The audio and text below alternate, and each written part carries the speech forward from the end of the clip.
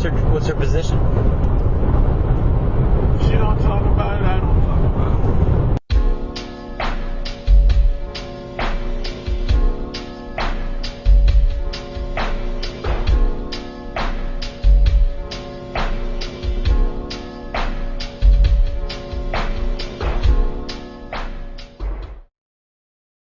In the following presentation, we will expose to you independent verifiable evidence proving beyond a reasonable doubt that the 9/11 attack was a state-sponsored, false flag black operation involving a carefully planned and skillfully executed deception at the Pentagon. Relying on detailed interviews with eyewitnesses to the event, the flight path of the jet that allegedly struck the Pentagon and was seen flying treetop level over Arlington that day is conclusively established. As you will see, this flight path is very different from what the government reports, and we will explain the significance of this discrepancy momentarily. But first we'll go over what initially made people suspicious of this event.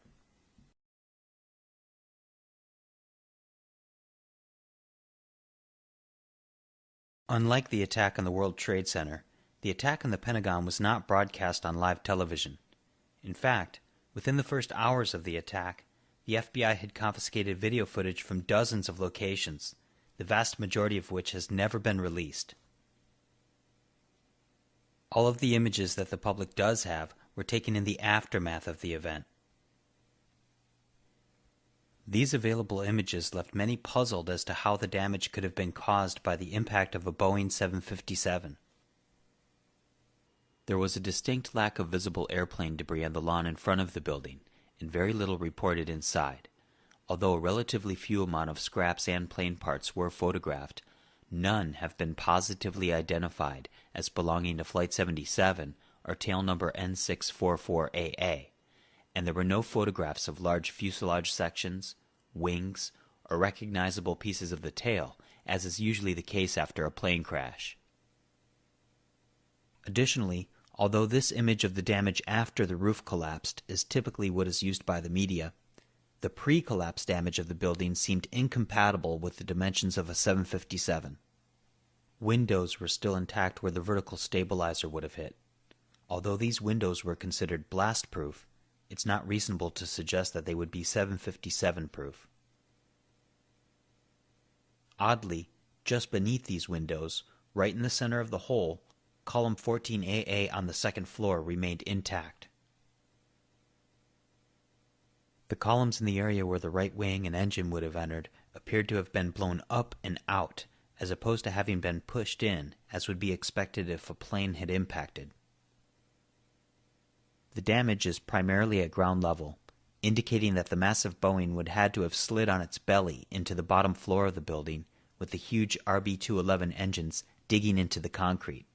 And yet there is a conspicuous lack of damage to the foundation in all of the aftermath photos. The following plane crash examples show how damage and charring is to be expected.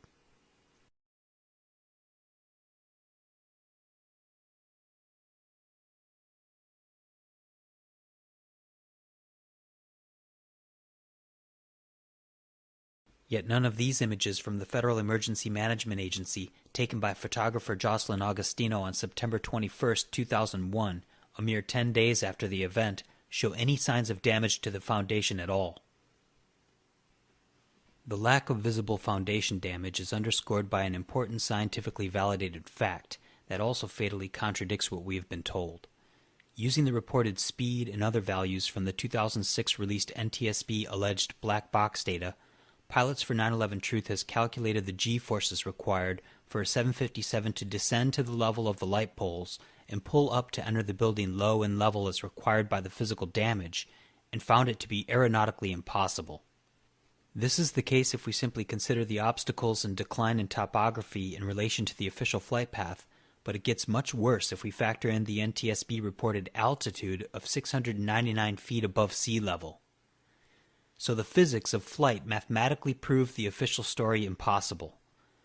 All calculations demonstrated with scale animations are available in the presentation 9/11 Attack on the Pentagon by Pilots for 9/11 Truth. These dubious facts concerning the physical evidence and the physics of the event added with a deliberate lack of transparency by the authorities when it came to the evidence in general, led many to doubt the official account of what transpired that day. Numerous alternative theories were put forth, but they were mostly speculative.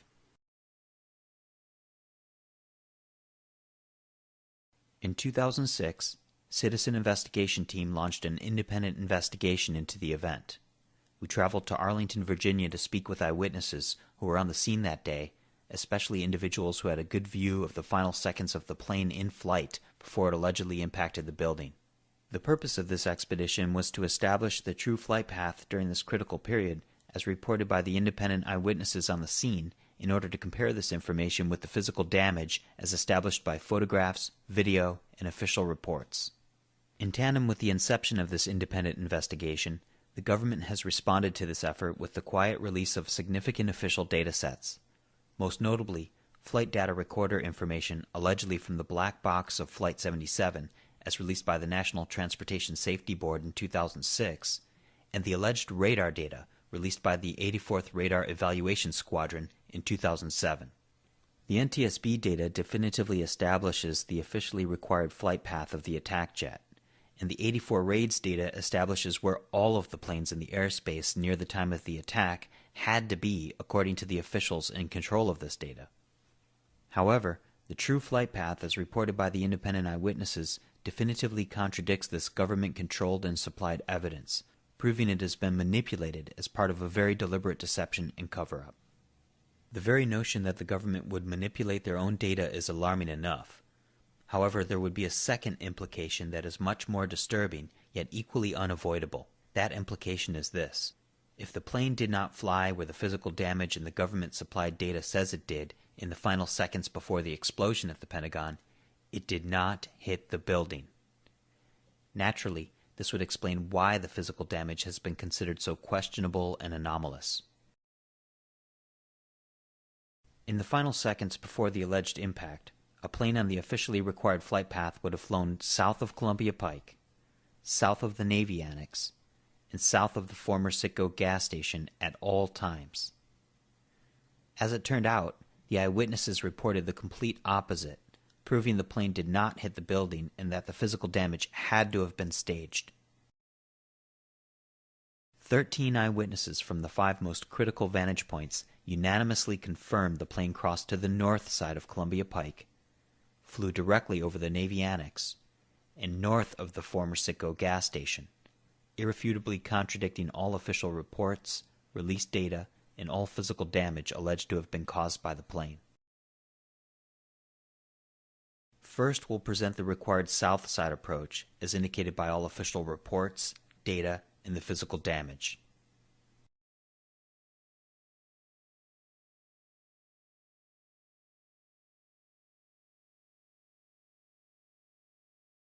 Number 1.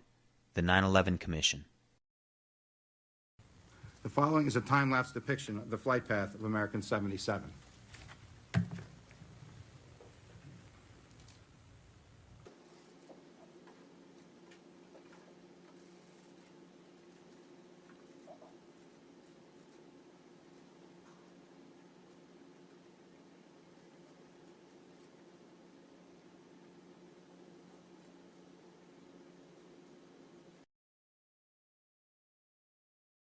South of the Navy Annex and south of the former Citgo.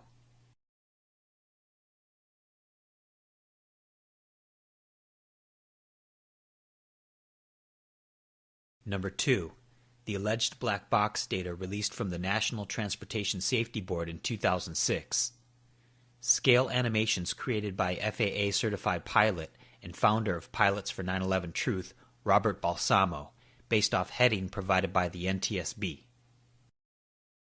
The NTSB says it flew south of Columbia Pike, just south of the communications antenna on the Virginia Department of Transportation's property, south of the former Citgo gas station, and directly over the Route 27 overpass bridge to hit the light poles and enter the building entirely on the bottom floor. Take special note of the location of the bridge and the depicted trajectory of the plane. But don't forget, Although the Southern Approach heading reported by the NTSB does match with what was reported by the 9/11 Commission, the final altitude reported was 699 feet above sea level, making the final descent and pull-up to hit the light poles and be low in level as shown in the Department of Defense 2006 release security video physically impossible.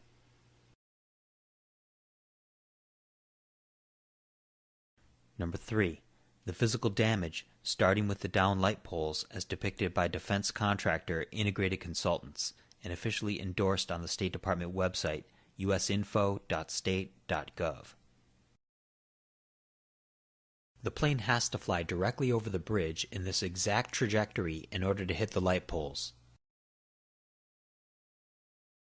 Light pole 1 on the south edge of the bridge allegedly speared the windshield of Lloyd England's taxicab. Light pole 2 on the north edge of the bridge was hidden on a steep hill in the bushes, completely unnoticeable to passing motorists. Light pole 3 was off to the side in the median of a cloverleaf exit ramp. Light pole 4 was concealed on a decline with a guardrail in front of it. Light pole 5 was also concealed on a decline. So the exact location of the light poles is only acknowledged by corporate proxy, as they have failed to address this in any official report. In fact, the Virginia Department of Transportation is in control of light pole maintenance, and when asked via Freedom of Information Act requests, they denied having any documentation as to the exact location of the poles that were allegedly downed on 9/11 and later replaced.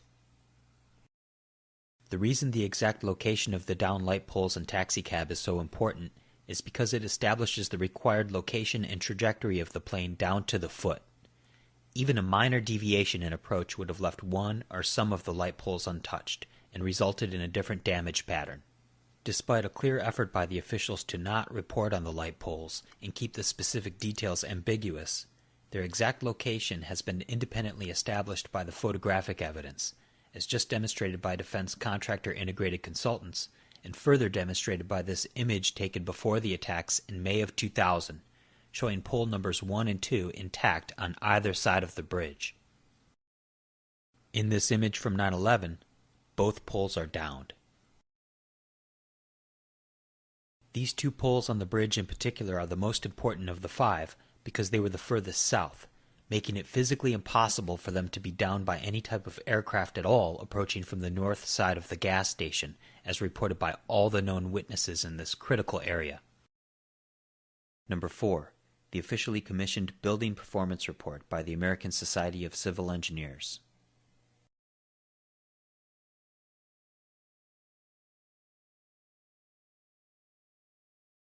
They published the following images depicting a southern approach angle of the plane.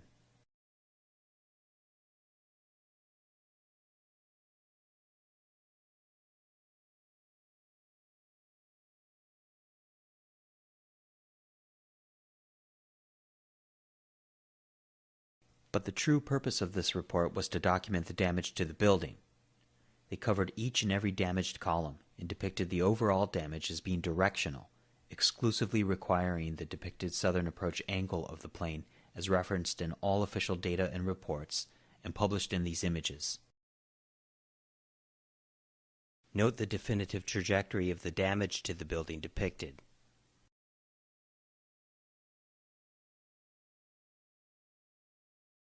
Starting with the anomalous alleged impact into the outer facade of the building's E-ring, ending with the curious, almost perfectly round alleged exit hole in the C-ring.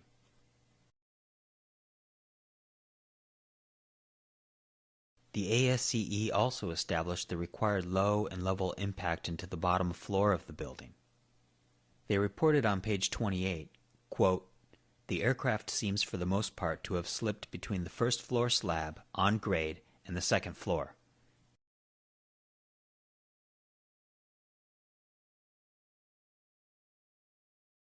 Note how they depict more than half of the left engine burrowing into the foundation that photographic evidence shows was left undamaged.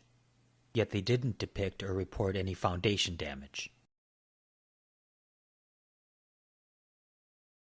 The required low and level first floor impact was also depicted in a project published by Purdue University. Note how they avoided the problem caused by the low-hanging engines of the plane by simply not including them in the animation at all. The plane absolutely has to be south of the Navy Annex, south of the gas station, and directly over the Route 27 overpass bridge to hit the light poles and cause the low and level directional damage to the building as documented and reported. There is no room for error in the official flight path at all, so these critical details should have been easily confirmed by the witnesses. But as you are about to see for yourself, they independently and unanimously reported the opposite, proving the plane could not have caused the physical damage.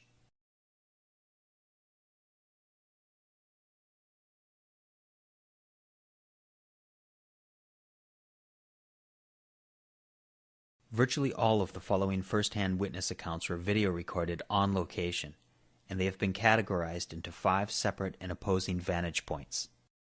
Many of these same witnesses were officially recorded by the Center for Military History or the Library of Congress only weeks after the event, placing the plane in the same location. This eliminates the notion that their accounts are inaccurate from faded memory due to the amount of time between the event and their recorded independent interviews a few years later. The independent interviews in this presentation have been edited for conciseness, but the complete interviews, as well as the transcripts and recordings of all referenced official interviews, are available to view for free at citizeninvestigationteam.com. Vantage point number 1, from the south side of the Navy Annex.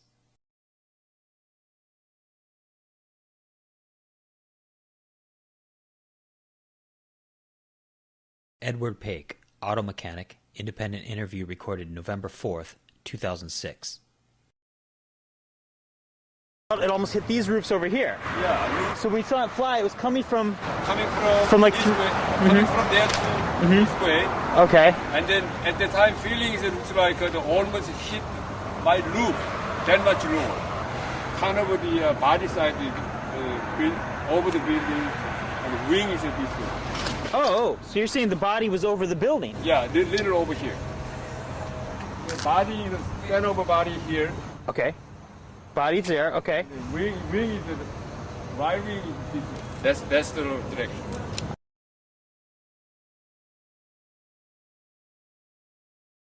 All of Ed's illustrations have the entire plane crossing to the north side of Columbia Pike, headed directly over the Navy Annex.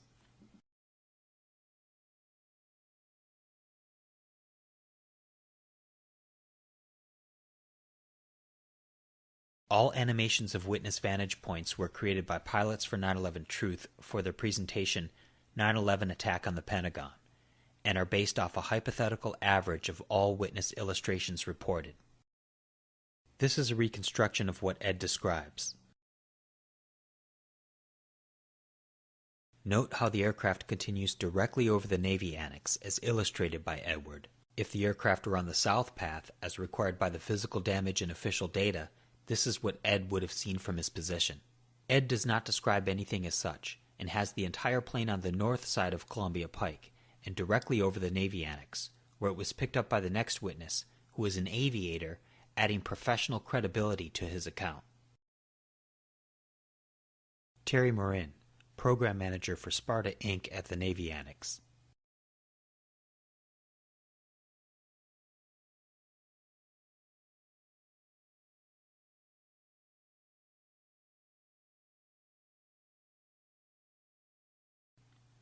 Independent interview recorded June 8th, 2008. The bottom line is, I was an aviator. I know what an airplane is. I can tell you one thing. There was one of the conspiracy articles, had, it was about 737s. And I will admit that I made a mistake on ID in the airplane. And the reason is because it flew right over the top of me. It's not like... Right over the top of you. Now, were you between the wings of the Navy Annex or out on the... I was right at the edge of being on the outer portion, okay? So when the plane went right over the top of me, I was within 10 feet of the edge. I was inside, flew over the top of me, okay? And which is like, it's right on the edge and I'm right here, okay? I then, because I'd already heard about the Twin Towers, sure. immediately ran to the outside, and that's when I watched the airplane, and I moved into a position where I could see it. Right. If the Air Force Memorial had been built, the airplane would have ran into it. Okay, yeah. Okay. That's along lines with where everyone else we talked to saw the plane. Now, how long of a period of time are we talking? Oh, God. What? 13, 18 seconds? 13, 18 seconds, that much? Well, yeah, he was flying 350, 400 knots. I say 13 seconds as an aviator flying 500 knots. He wasn't flying 500 knots. It wasn't? Oh, no. He was 350. Something like that. The relatively slow speed as described by this professionally qualified witness does not match the 460 knots as reported by the NTSB. Let me ask you this. What are the chances that the plane was actually on the south side of Columbia Pike completely, or on the south side of the VDOT? No frippin' way. No frippin' way. No frippin' way. He was right over the top of me. You're 100% certain that it was over the top of the Navy Annex? I am. He is on the edge of the Naval Annex. The plane itself would be on the north side of Columbia Pike at that point. Yeah. I mean, this is Columbia Pike. Mm-hmm. Okay? There's a fence right here. Right. I'm inside the fence. Yeah. Okay? But he went right over the top. So you're saying the entire plane then, including the right wing? Is the right wing hanging a little bit? I mean, there's only how much? No, I'm saying over to the north side of Columbia Pike. Maybe it's hanging over the Navy Annex, but there's no way it was the plane itself, or even the right wing was on the south side of Columbia Pike? Nope. Vantage point number 2 from the former Citgo gas station.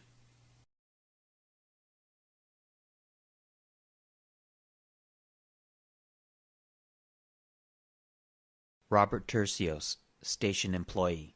Independent interview recorded November 5th, 2006.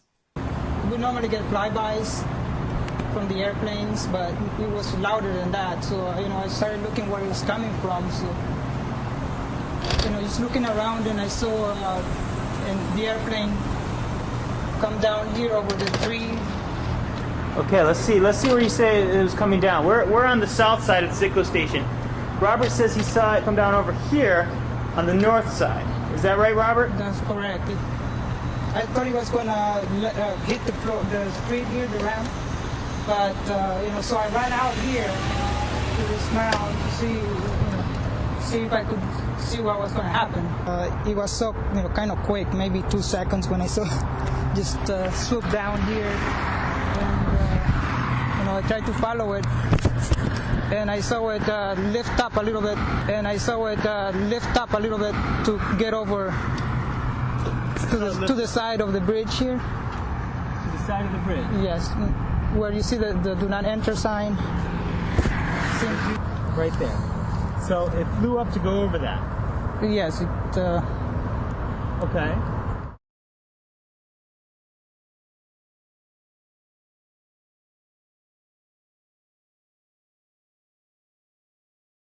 My view was, I could not totally see when it hit the Pentagon. All I saw was it headed straight to it, and then the big explosion, just a fireball and lots of smoke. Okay. Did you see it? So you didn't see it hit the Pentagon? No, the view is not as. It was obstructed still. I could only see the fireball from the explosion. Did you see it hit any light poles? No, I may have missed that. I just saw it pick up. The plane cannot pick up at this point in order to hit the building low and level as required by the physical damage and depicted in the security video.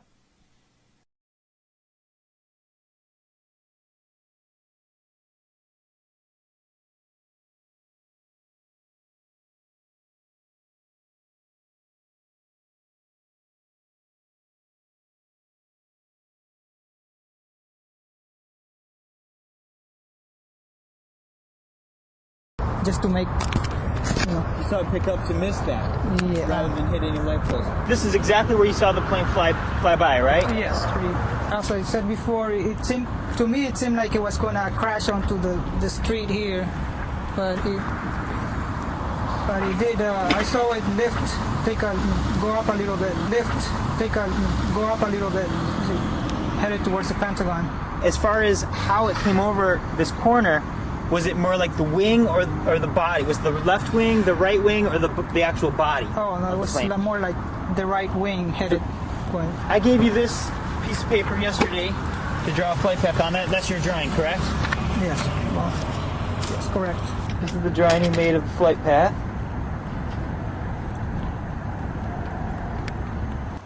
The official story says that the plane came on the south side of the Sitco and hit the light poles and then went on to the Pentagon. Robert, how certain are you that the plane came on the north side of the station as opposed to the south side? I am 100% sure that what I saw is the plane come out from this corner of the canopy over this side of the canopy. Robert describes the plane on a path that is irreconcilable with the physical damage, but corroborates what was reported by Edward Paik and Terry Marin.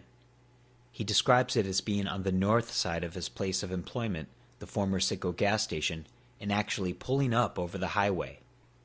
As demonstrated earlier, all physical damage and government data require the plane to approach on the south side. Here's what the plane on the official south side flight path would look like from Robert's point of view. As you can see, this puts him on the complete opposite side of the plane from what he described and illustrated. As an employee who works there every day, this would be a wildly drastic mistake for him to make. But Robert's general placement of the plane on the north side has been proven to be factually accurate, with corroboration from all other known witnesses at the station that day. Officer Chadwick Brooks, Pentagon Police. Library of Congress interview recorded November 25, 2001. Independent interview recorded November 7, 2006. What side of the station did you see the plane fly over? Okay, actually from the front of the station. From the front of the station. Exactly where we were at earlier, where the yellow Jersey barrier. Okay, was it more on the, when we're facing the station, more on the north side or to the left? No, it was more to the left. More to the left, okay. And was the plane, the entire plane to the left of the station, or maybe portion of it over the canopy of the station? No, it was more towards the left. It was the entire plane was to the left station, the wing and everything. Correct. Okay. During this point right here, we were able to see everything. We were able to see everything. Right. When that plane came descending across here. Okay, so it came from up over here. Correct. See where the trees are at? Yeah. Where the trees are at? And it was descending. Correct. It was descending. By then, it had already been descending. Okay, it was so basically doing a straight line. It was a straight line towards the Pentagon. By Sure. then, it was actually en route, and it was a straight line. This is an approximate reconstruction of the event when considering Brooks's statements and observations of the plane on the north side. Here is what it would have looked like for him with the plane on the official southern approach. Once again, this would place him on the complete opposite side of the aircraft from his crucial perspective, a ridiculous and virtually impossible mistake for anyone to make, let alone a federal officer who is professionally trained to observe and report.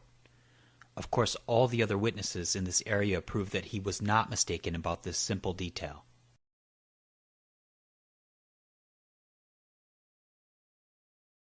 Officer William Lagasse, Pentagon Police. Library of Congress interview recorded December 4th, 2001. Independent interview recorded November 7th, 2006. where did you see the plane coming from exactly? What direction? Did you see it approaching? Well, I saw it, like I said, from, if you look here where Arlington Cemetery is, right about where those transformers are, Yeah. that's the first place I saw it. Cleared all these lampposts, cleared all the light posts. So it was heading towards you, coming from Arlington Cemetery over there. No. It was heading from left to right. It came from FOB2 area. So you're saying it was it came from to the north side of the Navy Annex, even? Yes. Now Okay. what it did before those transformers, I don't know, because that's the first place I really saw it, was right there. But it was not coming towards me. It was coming from left to right, or from east, or from west to east. That stone fence that we just zoomed in on over there is the fence to the Arlington National Cemetery. Yes. And as far as you could tell, the fuselage was over that. Yeah, best guess estimate, that's about where the fuselage was. And how high was it at that time? About 150 feet AGL. All right, now how sure are you that the plane was to the north, coming from the north side of the Navy Annex? You're saying it was pretty much between the Navy Annex and Arlington Cemetery? Yeah. How certain are you of that? 100%. Bet my life on it. 100%. Bet my life on it. Okay, I forgot to get you to draw where you saw the flight path coming, Sergeant Lagasse. From out of here. Okay, yeah, make that nice and thick for me.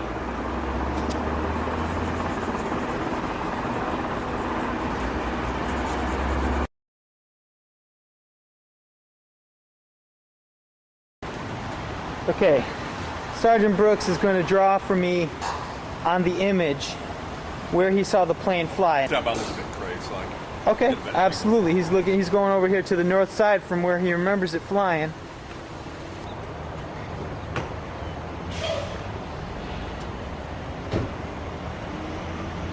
All right, make that nice and thick for me. Want it thicker there? Yeah, sure.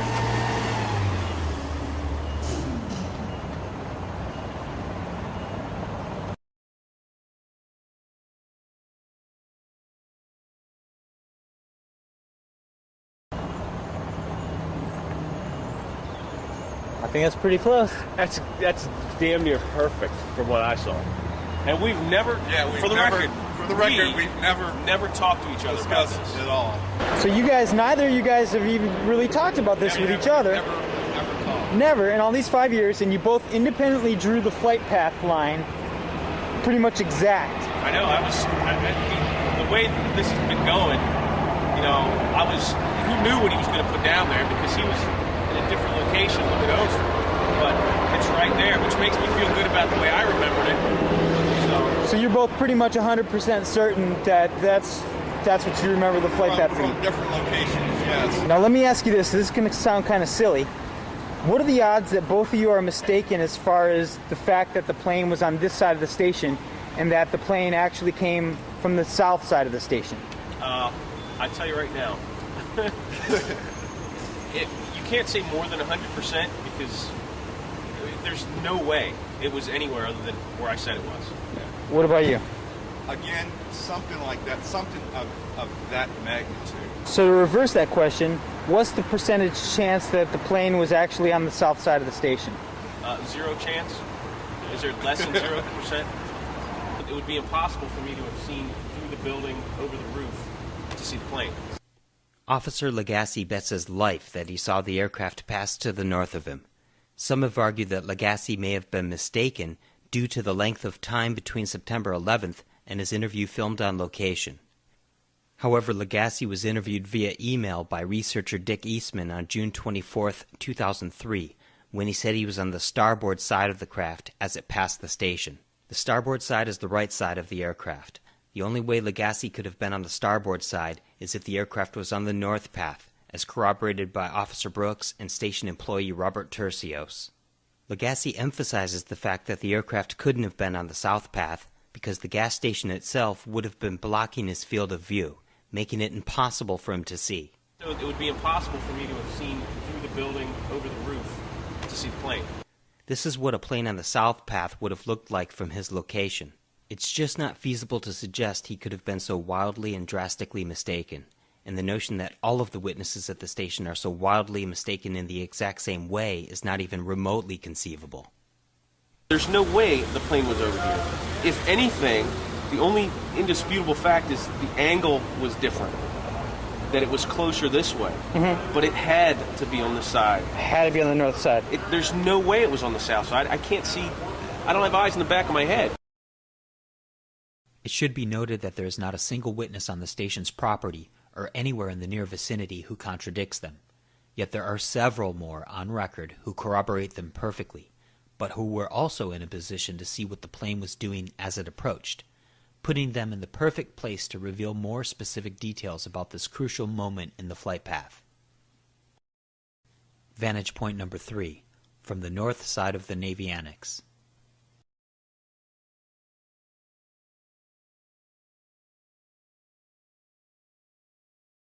William Middleton Sr., Arlington Cemetery employee.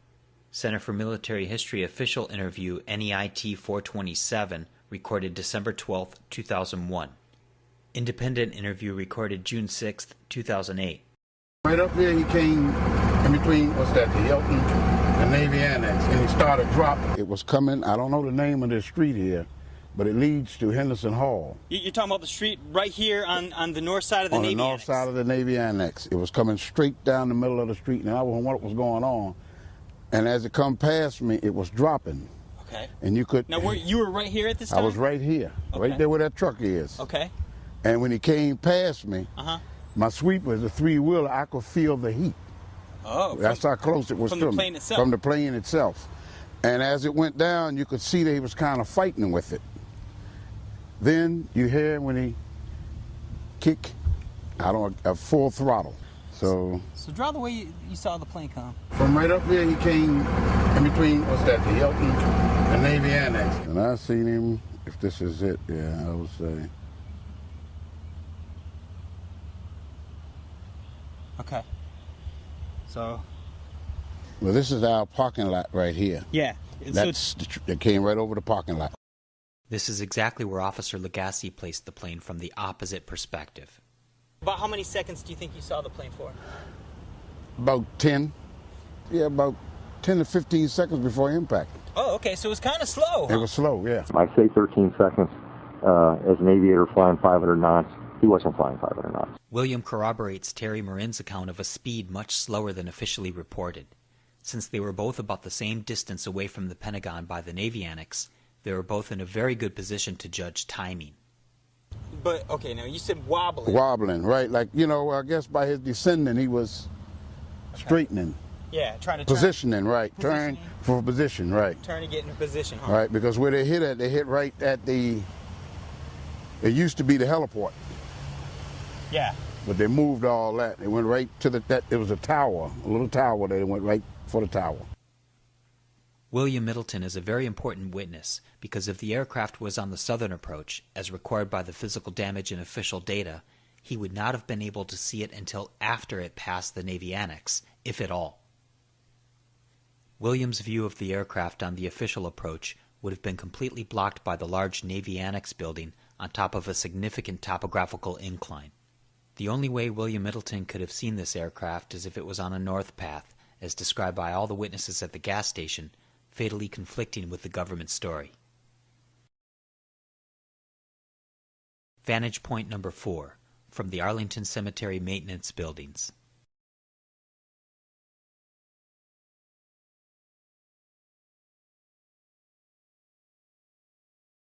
Daryl Stafford, Arlington Cemetery employee. Center for Military History official interview NEIT 420, recorded December 13, 2001. Independent interview recorded June 6, 2008. I looked up, looking in this direction, and I could see the plane over the corner of that the building there. What building? That would be the Naval Annex. Navy Annex? Yeah. Now, did it look like it was directly over the Navy Annex, or was it farther to the left of it, or what would you say? From what I seen, it was to the right of it. To the right? It was on this corner of it. Oh, on the right corner? Yeah. And where those corners, you can see the building in the background, which is the Sheraton up there. It looked like it came over that, and then it looked like it was just over top of the Naval Annex on the right corner of it. On the right corner? Yep. From right up here, he came in between, what's that, the Hilton and Navy Annex. And we were kind of stunned and knew we wanted to get out the way or something. It appeared that it was coming right for us, actually. So we knew we wanted to get out of the way, but you mean it was headed right towards the buildings? Like, yeah, if it came off that end, it looked like it was just coming straight in this direction. Oh, okay. It was on the Navy Annex. It was flat. It was just like it was on top of the roof, landing on the roof. It's just like it barely made it over the roof. And then when it got beyond that point, and we started to scatter, it started to bank to the right, still coming forward. The officially required low and level southern approach flight path is perfectly straight and absolutely cannot be in a bank for the plane to have hit the light poles and building, particularly at the officially reported speed of 460 knots. This very important detail is repeated by multiple witnesses. Okay, kind of off of this corner. And down here. Okay.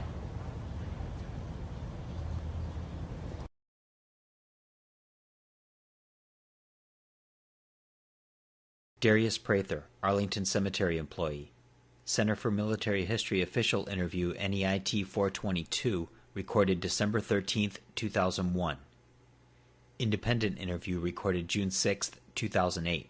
As I looked over, I noticed the airplane, nice sized plane, was coming in, and it was like, it may have been about no more than 3 feet above the Navy Annex when it was coming across from there.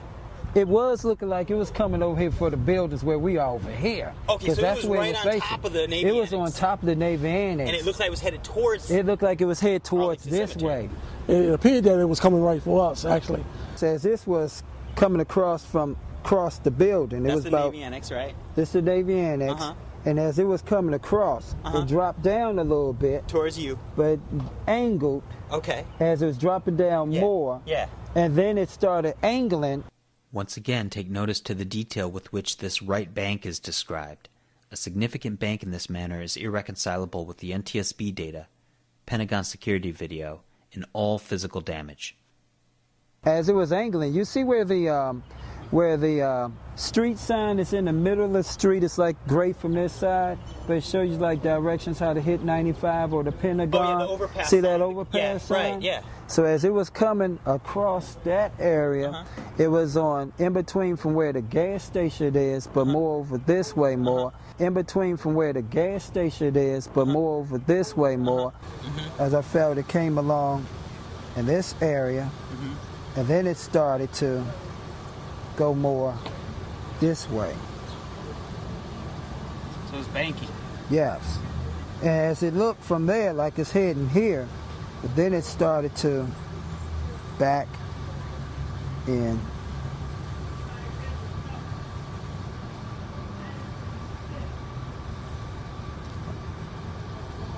And part of the wing of that was like over in this area, but this was the direction that came straight through that little road along there, and it started pivoting up.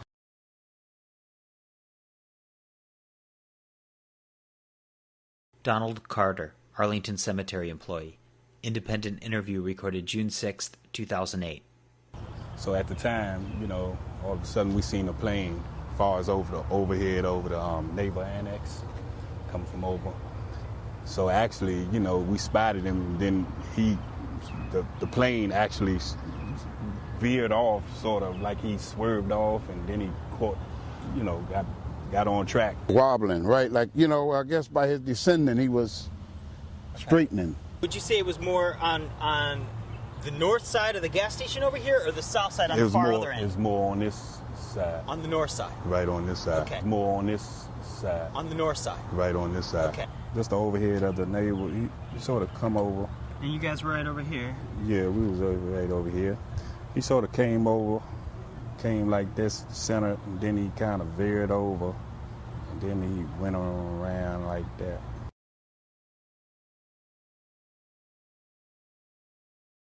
Our biggest thing here is trying to figure out exactly where that plane flew. Right. And you guys got a really good look at it being right here. Yes. I was looking. So, I mean, some people say that it was far over on the other side of the Sicko.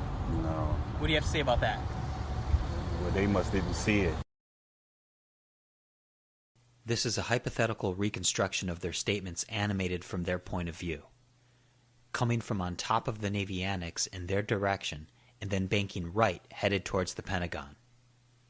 Unlike the witnesses at the gas station, the witnesses at Arlington Cemetery had a clear view of the plane approaching from the Navy Annex and were able to give detailed descriptions of this significant right bank.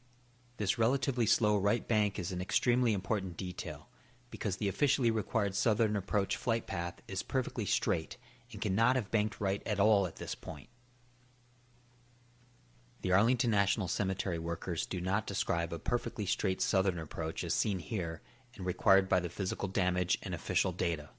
Although all of these witnesses believe that the aircraft hit the building, their unanimously corroborated placement of the plane is in direct contradiction with the required south side approach. All of these witnesses work in the area every day, and as mentioned, many of them are on record with the Center for Military History placing the plane in the same place only weeks after the event. Yet some have argued that they are all mistaken or even lying regarding this, but are accurate regarding the alleged impact of the plane, which was much further away and obscured by trees.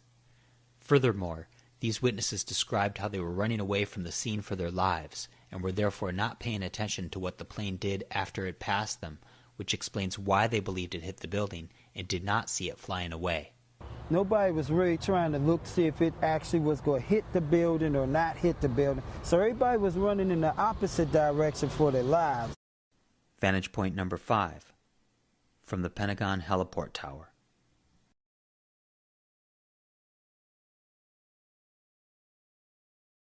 Sean Boger, Heliport Air Traffic Controller. Center for Military History official interview NEIT 299, recorded November 14th, 2001. Independent interview recorded November 1st, 2007. And I just happened to be looking out the window, and as I was looking out the window, I could just see a plane. And it was actually like 3 minutes later, so the plane was coming directly at us. And when I saw it, I was just in amazement. So I just looked at it, and I fell to the ground and I covered my head. Let me ask you, how long or how many seconds would you say that you saw the plane for? Before we hit? Yeah. Maybe about,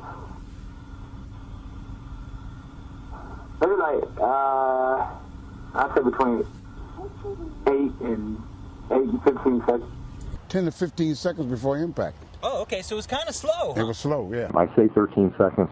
As an aviator flying 500 knots, he wasn't flying 500 knots. The NTSB reported the plane's speed at this point at 460 knots, which equals 530 miles per hour or 781 feet per second. At that airspeed, it would only take a mere 3.4 seconds to travel from the Navy Annex to the Pentagon, in direct contrast to the approximately 10 seconds reported by aviation professionals Sean Boger and Terry Marin, as well as by William Middleton, all who were in strategic positions to be able to tell this detail with accuracy. Where in relation to the Navy Annex was the plane? Did it come when I saw the airplane, he was practically in front of the Navy Annex. Okay. And so he was coming like at an angle. His wings were tilted, so it was almost like he was trying to bank towards the Pentagon building. So you would say he was kind of almost turning towards the Pentagon? Yeah. Okay. Once again, the significant right bank is corroborated by a key witness, even though this important detail is a fatal anomaly when compared to the official data and physical evidence. You could see the gas station from there, correct? The Citgo? Yes. Okay. Would you say, which side of the gas station would you say the plane was on as it approached? Would you say it was on the left? As you're looking at the gas station, would it be more to the right, like the Arlington Cemetery side? Or would it have been on my right and the gas station's left? If I'm looking out the window, if I'm looking towards the gas station, it'll be on my right-hand side. If I'm looking out the window, if I'm looking towards the gas station, it'll be on my right-hand side. Okay.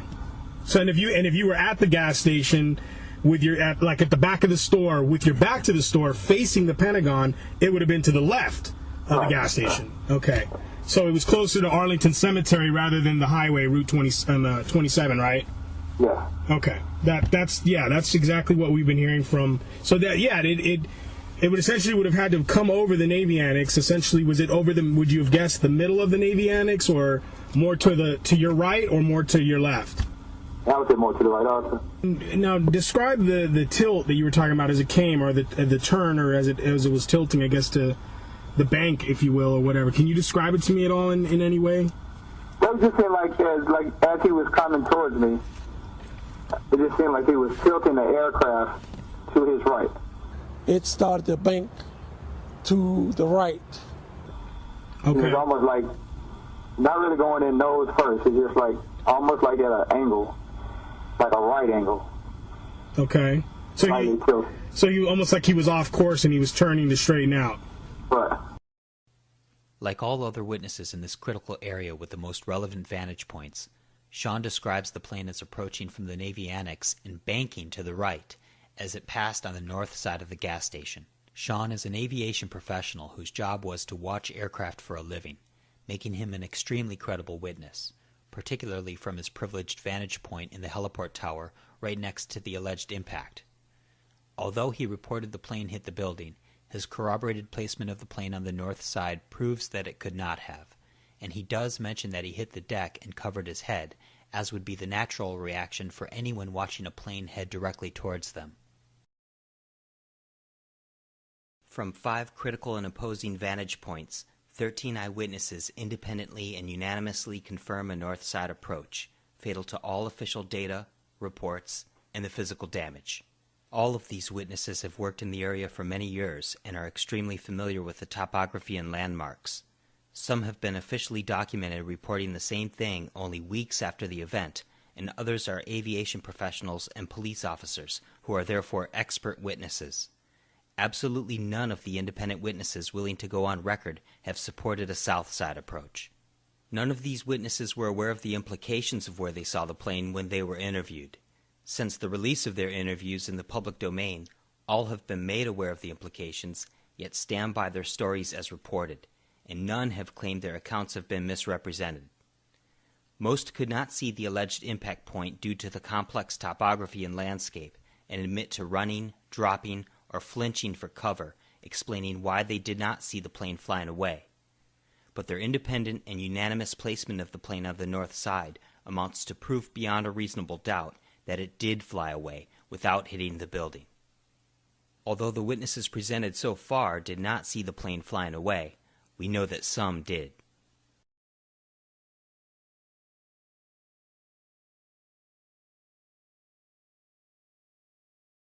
Pentagon police officer Roosevelt Roberts Jr. saw the plane flying away immediately after the explosion. He was at the Pentagon South parking lot loading dock only a few steps inside the building during the explosion, but immediately ran outside and saw the plane flying away.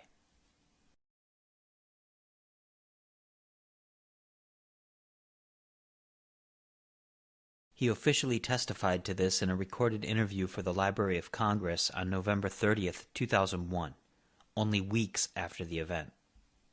And then my sergeant, Sergeant Woolridge, Woody, he called and he said, "Hey, Rob, listen, we're going to Threadcon Delta." As I hang up the phone, the plane hit the building. It all came at the same time. Watching the TV, it was almost timed for preciseness. So as I hung up the phone and I ran to the center of the dock and I looked up and I saw another plane flying around the south parking lot. It's about like 9:12, 9:11 in the morning. And then there was dust and stuff coming from the ceilings and you could hear people screaming. So what I did was I turned around and I drew out my weapon. I didn't know what was going on. I thought we was being invaded. I didn't know what was happening. Although Roosevelt was incorrect about the time and assumes what he saw was, quote, another plane flying away from the Pentagon immediately after the explosion, neither witnesses nor official records support 2 planes near the Pentagon at the time of the attack. Roosevelt describes witnessing a commercial jet immediately after the explosion almost as low as the light poles, and we directly confirmed these critical details with him over the phone in May of 2008. Let me just ask you a couple of quick questions. There was mainly a couple of specific things. When you had mentioned right as you hung up the phone, you ran outside. Which parking lot, which dock were you at? I was in South Parking, and I was at the East Loading Dock when I ran outside and saw the low-flying aircraft above the parking lot. Okay. Was it a jet or was it a? Do you remember what kind of plane it was? It looked like to me at that time a large aircraft liner. Like a. It wasn't a jet. It was a commercial aircraft. Okay. Did it have propellers or did it have jet engines? It looked like jet engines at that time. Jet engines. Okay. So how close were you to running outside? Because this seemed to be pretty quick, at least from what your account sounded like. It sounded like literally the explosion happened and then you ran outside. I mean, do you remember how many seconds it was when you heard the explosion and then saw that plane? From the time the explosion hit till I ran outside. It's a loading dock, and you can run right out to the look out and look off. And then you see the flickering lights inside the area, and then real quick I realized that it was some sort of attack and there was going to be a countermeasure with it. Right. So how many seconds would you guess? Maybe 10 seconds tops. 10 seconds tops? 10 seconds tops. In fact, I stepped out the little booth that I was in, and the distance between that booth and the edge of that dock is about maybe, I'm like 7 steps away from there. Wow. So it was extremely close. You could see that plane just as clear as day. Couldn't miss it. What color was it? Do you remember? It was, to me, at that time, it looked like it was silver in color. Like silver in color, but you saw it over the south parking lot. Right, and it was like banking just above the light poles, like. Okay. And Had to been no more than 50 feet. It was less than 100 feet. Wow. Because it banked out and it was like U-turning, coming around and coming out. It looked like, for those brief seconds, it looked like how do I want to say this? It missed the wrong target and it was going like out of the way, like back to the airport or something like that. Oh, like, so it's headed towards the airport, it looked like. Well, no, not heading towards the airport. It's almost like if a pilot misses good, he'll try to do a banking and come around because he missed the target. He missed the landing zone. Got it. And are you 100% sure it was a jet, an actual jet plane? Commercial aircraft. Commercial aircraft, okay. Roosevelt Roberts did not see the plane approach because he was inside the Pentagon at the time of the explosion. He saw it banking and flying away at less than 100 feet, only after running outside immediately after the explosion. This is why he thought it was another plane. Roosevelt could have only seen the same relatively slow banking plane that all the other witnesses reported approaching on the north side flight path.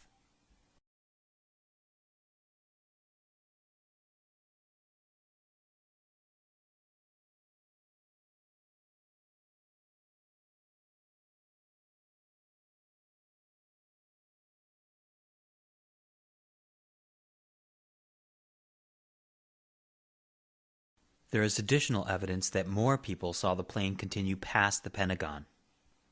Arlington National Cemetery employee Eric Deal was officially recorded by the Center for Military History on December 13, 2001. Although he personally did not see the plane, he said the first thing people reported was that a bomb went off and that a jet kept on going. The number of us who were working Building 123 right after the explosion was like a double boom, you know, kind of shook us, almost knocked us out of our chairs. We got up and ran outside.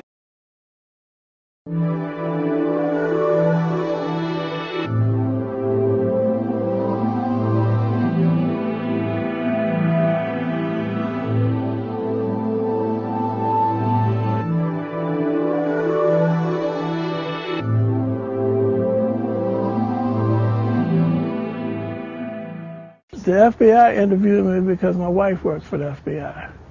So they were talking about the fact that they couldn't find me. And she said, well, you can't find him. She said, I see him every day.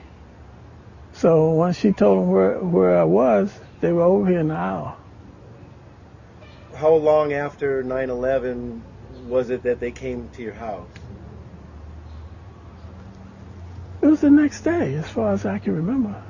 They assumed that I was killed by looking at the car on the inside.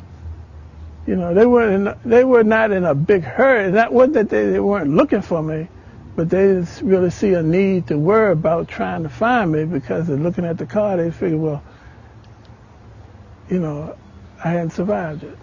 You said the government never did anything, never investigated your cab or took it in for evidence, right? No, they did not. And I was interviewed by the FBI once they knew I was still alive because my wife works for them. And she works for the FBI? Yeah, and she said that they were saying that they had a problem trying to locate me. She said, well, I see him every day. How long after the event did they interview you?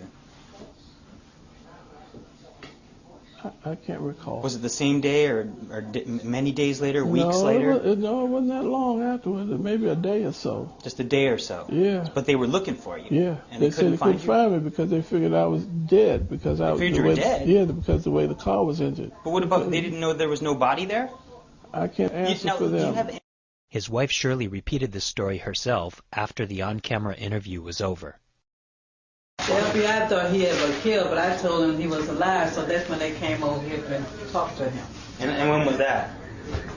The next day. The very next day? I think that's weird too. Why did they think he was dead if there's no body? They said somebody told him that they took him away. A lot of stories. A lot of stories. They just took away the body, huh? Yeah, and left the car. Prior to the interview, Shirley let on that she knows more than she is willing to tell us.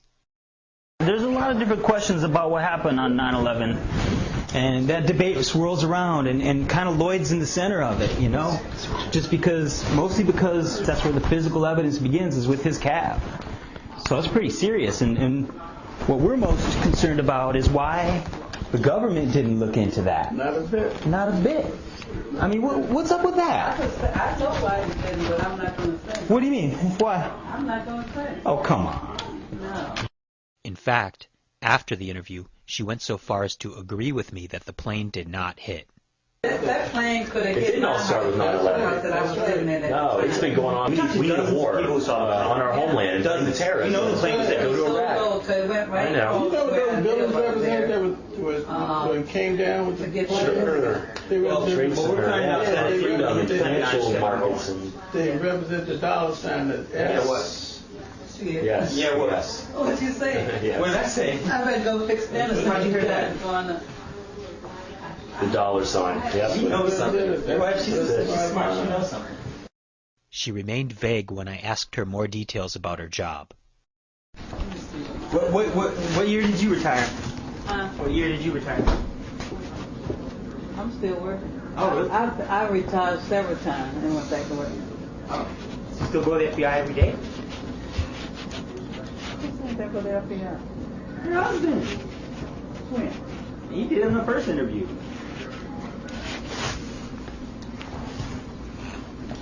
That's where I work. Yeah. Downtown? No. Oh. One of the field offices, I guess? You're just like one of their favorite workers? No, I don't talk. What did they tell you about what happened? Have you been told not to talk? No, they don't talk to me about that.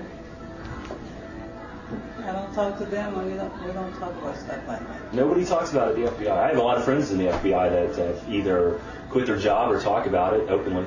I don't talk about it. No? I don't need to.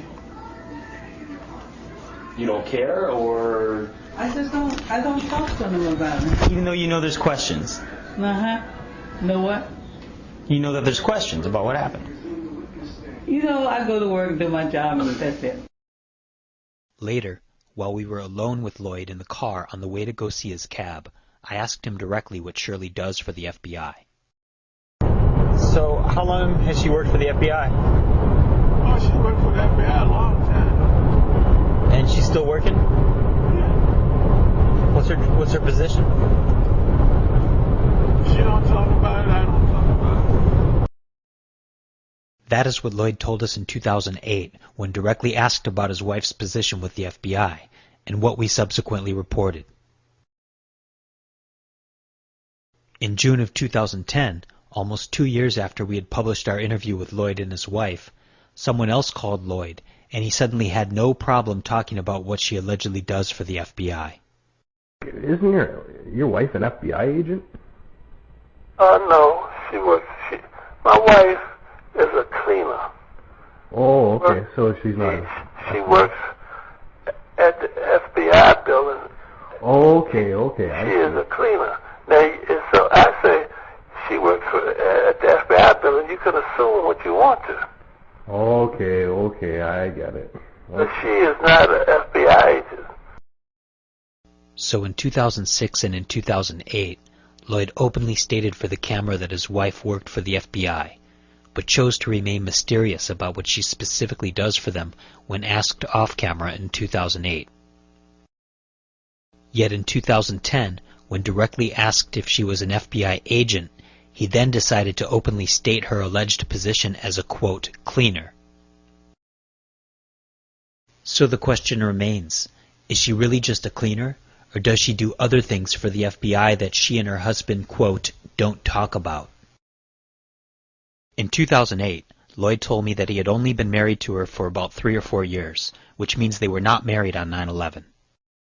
This is my second wife. My first wife wife passed in 94. I've been married for 40 years. Shirley's been married, I think, for 39 years. And I think we've been married for about going on 4 years, 3 years, something like that.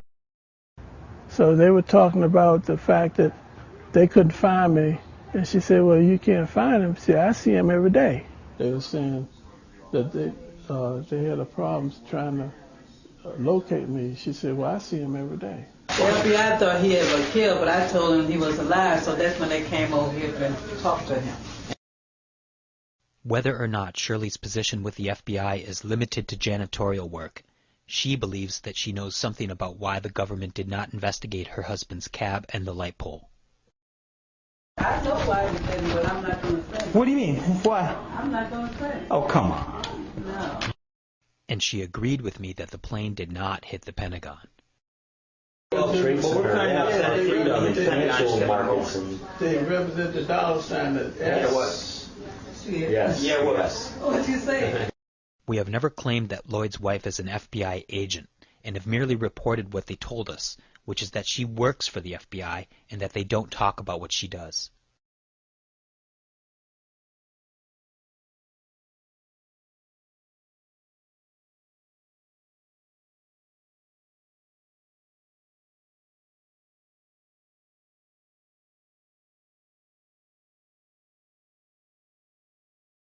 Now that we've established how the witnesses support a banking north side approach with nothing on the south side, this means the damaged light poles and taxicab had to have been staged.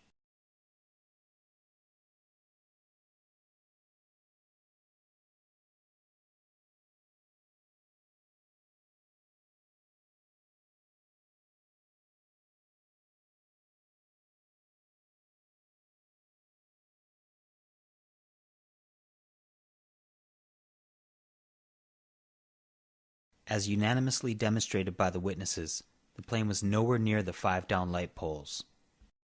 But it was furthest from light pole number 1, which is what cab driver Lloyd England claims he lifted out of the windshield of his cab minutes after the attack.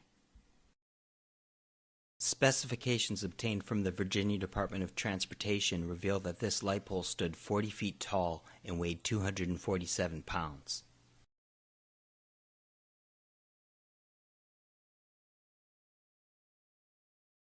Not a single photograph exists showing the pole inside the cab.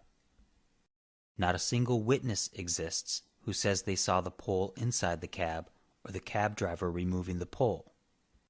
Most importantly, they all say the plane was nowhere near the light poles. Yet Lloyd claims he came to a stop sideways on the road, with the over 30-foot long light pole still sticking out over the hood. And that a silent stranger helped him remove the pole from the car.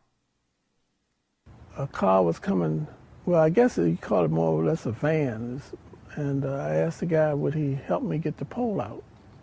So he stopped, he never said a word. I said, man, it's mighty quiet, it's so quiet.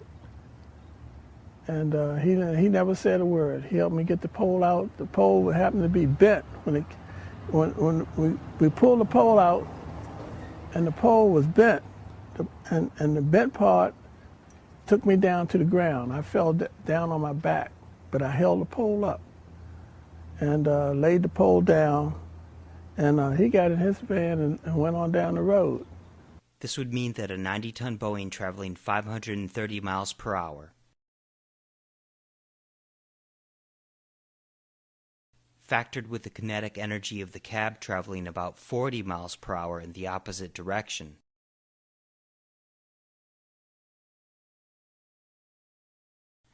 would surely cause at least some damage to the hood of his car. And to clarify, it was the large piece of the base. It's a large, the large piece was sticking out across the hood. Wow. The pole came right on through to the back seat.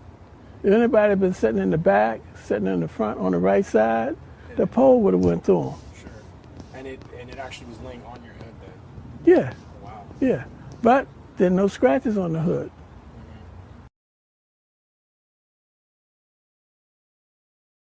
The sheer weight and length of the pole, in context with the physics of the scenario described by Lloyd, when compared with the total lack of damage to the hood of the cab, reveals a situation that is beyond implausible.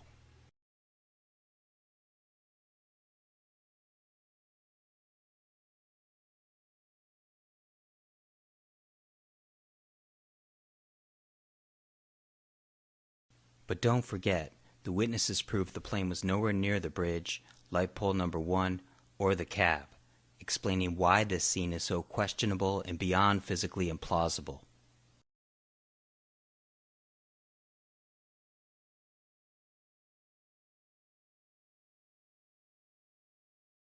Lloyd was confronted with this information in June of 2008 and had a very odd reaction. Before the on-camera interview began, unaware he was being audio recorded, Lloyd let it slip that he knew his cab and the light pole were on the bridge. One guy took pictures. He lives right over on 17th Street. He took pictures of the event? And he was up on the bridge. He was up on the bridge. He was up on the bridge. He took pictures of the pole. Oh, the pole, right. He took pictures of the car.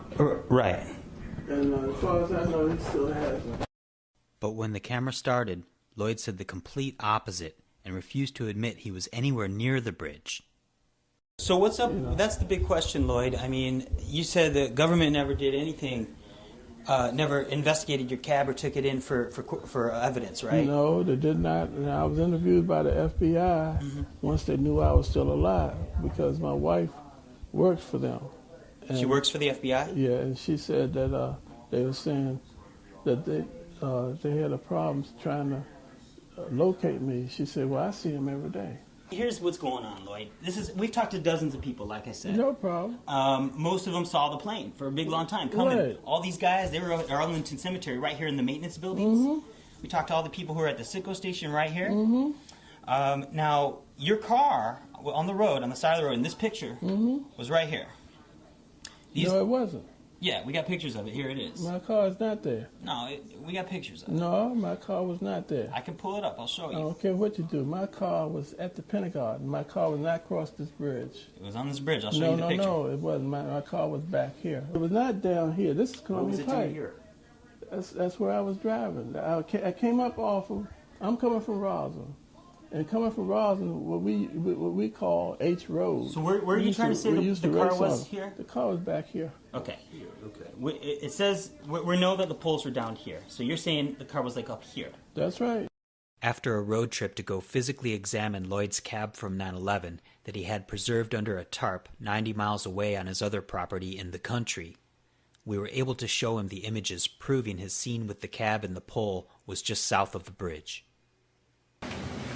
This picture right here, here you are, you see? The car's kind of surrounded by these guys. There's the pole right here. Okay. Now see what this is? That's the cobblestone from the bridge. Now take a look at this. Come over here. Here's the bridge right here. Now there's your cab. It's sideways on the side of the road. With the hole in it, the pole's laying down right over there. The pole used to be up right here. This is pole number 1. Well, you're right on the bridge. No. That's your cab, right? Look close. See that? Facing the wrong way. No, it's facing the same way. Facing the same way it was right here. This is taken from the other side. This way it's facing. Look at that one. I've never seen that picture there. You never saw it? This is Jason Ingersoll. He was a Navy military photographer. Here's your cab, right? That's not. See your cab? See it? There's the grill. You see you right here. You're wearing the cap. Yeah, I see it. I see it. All right. Now there's the pole. That's your pole. See the bend? Yeah. That's the pole you pulled out, right? There's your cab. I mean, it couldn't be any other pole. The lamp is down next to it. But see how it's got the cobblestone? I see the sign. That's the sign. But that's not. And that's the cobblestone. That's not. From the bridge. I see that from the bridge, but that's not where it happened. Well, how come? It's not where it happened. Well, how did they get there then? I can't explain that. I've never seen that before. You never saw? I've never seen that. The bridge, where the plane went across and where the pole came in, there was no bridge. He took this to the pole, he took this to the car, he was up on a bridge. But that's the bridge. That is a bridge, but that's not the bridge. Well, there's only one bridge in the area. I know, but that's not where I was. There's the cab, right? Okay. That's the bridge. Here's the signs. That's not where it happened. What? So what about this image? Are you suggesting, well, is this your cab? The only thing I can say is where it happened is it's not on the bridge. This is what I'm not getting. You're saying, like right here, you can see your cab, right? I see a cab, yeah. Well, you see how it's got the hole in there. It's the same cab we just went to go see on your property. Okay. And this is from 9/11. You see it smoking still. And there's the bridge. This is the south of the bridge. That's the sign right there. How far is that smoke back? I don't even care about that. All I know is you're to the south of the bridge. But I'm not. Lloyd continued to refuse to admit that the photographs prove he was located on the bridge. But he already let it slip minutes before the earlier interview started that he knew his neighbor took pictures of his cab and the light pole on the bridge. This proves that Lloyd was deliberately changing his position on the highway for the interview to match up with where all the witnesses saw the plane.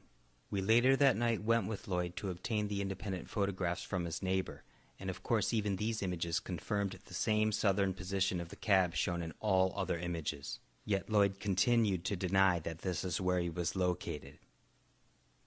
Immediately after obtaining the images, we drove to the scene of the crime. I did not come around that way. Not down at this bridge. And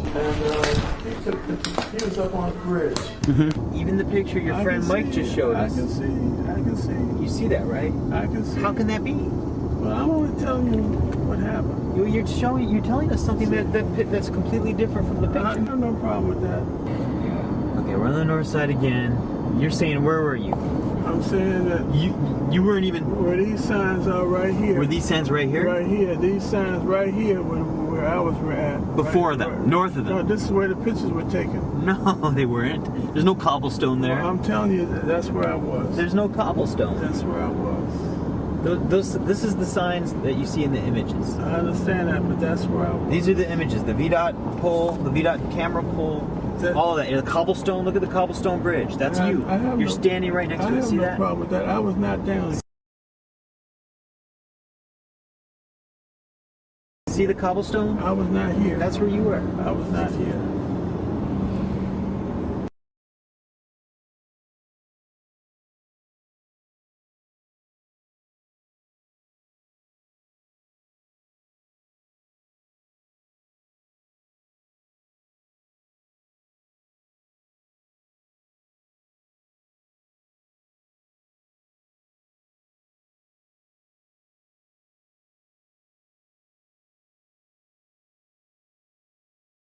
Lloyd was much more candid when he didn't realize he was being recorded. You know what his story is? Just what I said. You got to understand what you're saying. Not the truth. It's his story. Right. It has nothing to do with the truth. It's his story. This is too big for me, man. This is a big thing. Man, you know, this is a world thing happening. I'm a small man. You know, right. My lifestyle is completely different from this. Right. I'm not supposed to be involved in this. This is for other people who have money and all this kind of stuff. But you said, wait, what do you mean? Well, I'm not supposed to be involved in this. I don't have nothing. So is your point that these people that have all the money, this is their thing. This is their event. This is for them. Meaning they're doing it for their own reasons. That's right. I'm not supposed to be in it. But they used you, right? I'm in it. You're in it. Yeah, we came across the highway together. You and their event. That's right. But they must have planned that. It was planned. One thing about it, you got to understand something. When people do things and get away with it, eventually it's going to come to me. And when it comes to me, it's going to be so big I can't do nothing about it. And when it comes to me, it's going to be so big I can't do nothing about it. So it has to be stopped in the beginning when it's small to keep it from spreading. Oh, absolutely, yeah. Lloyd in essence admitted his involvement in the 9/11 black operation, but he was cautious not to outright confess. He worked hard to distance himself from the planners, while admitting it was planned. Regardless of Lloyd's true level of involvement, the independent evidence for a north side approach proves the cab and light pole scene staged, and that the plane did not hit the Pentagon. For a thorough analysis of the NTSB-released alleged flight data recorder exposing fatal anomalies, please see pilotsfor911truth.org. For more North Side Approach witnesses and a comprehensive strategy as to how you can take action on this important information, please visit citizeninvestigationteam.com.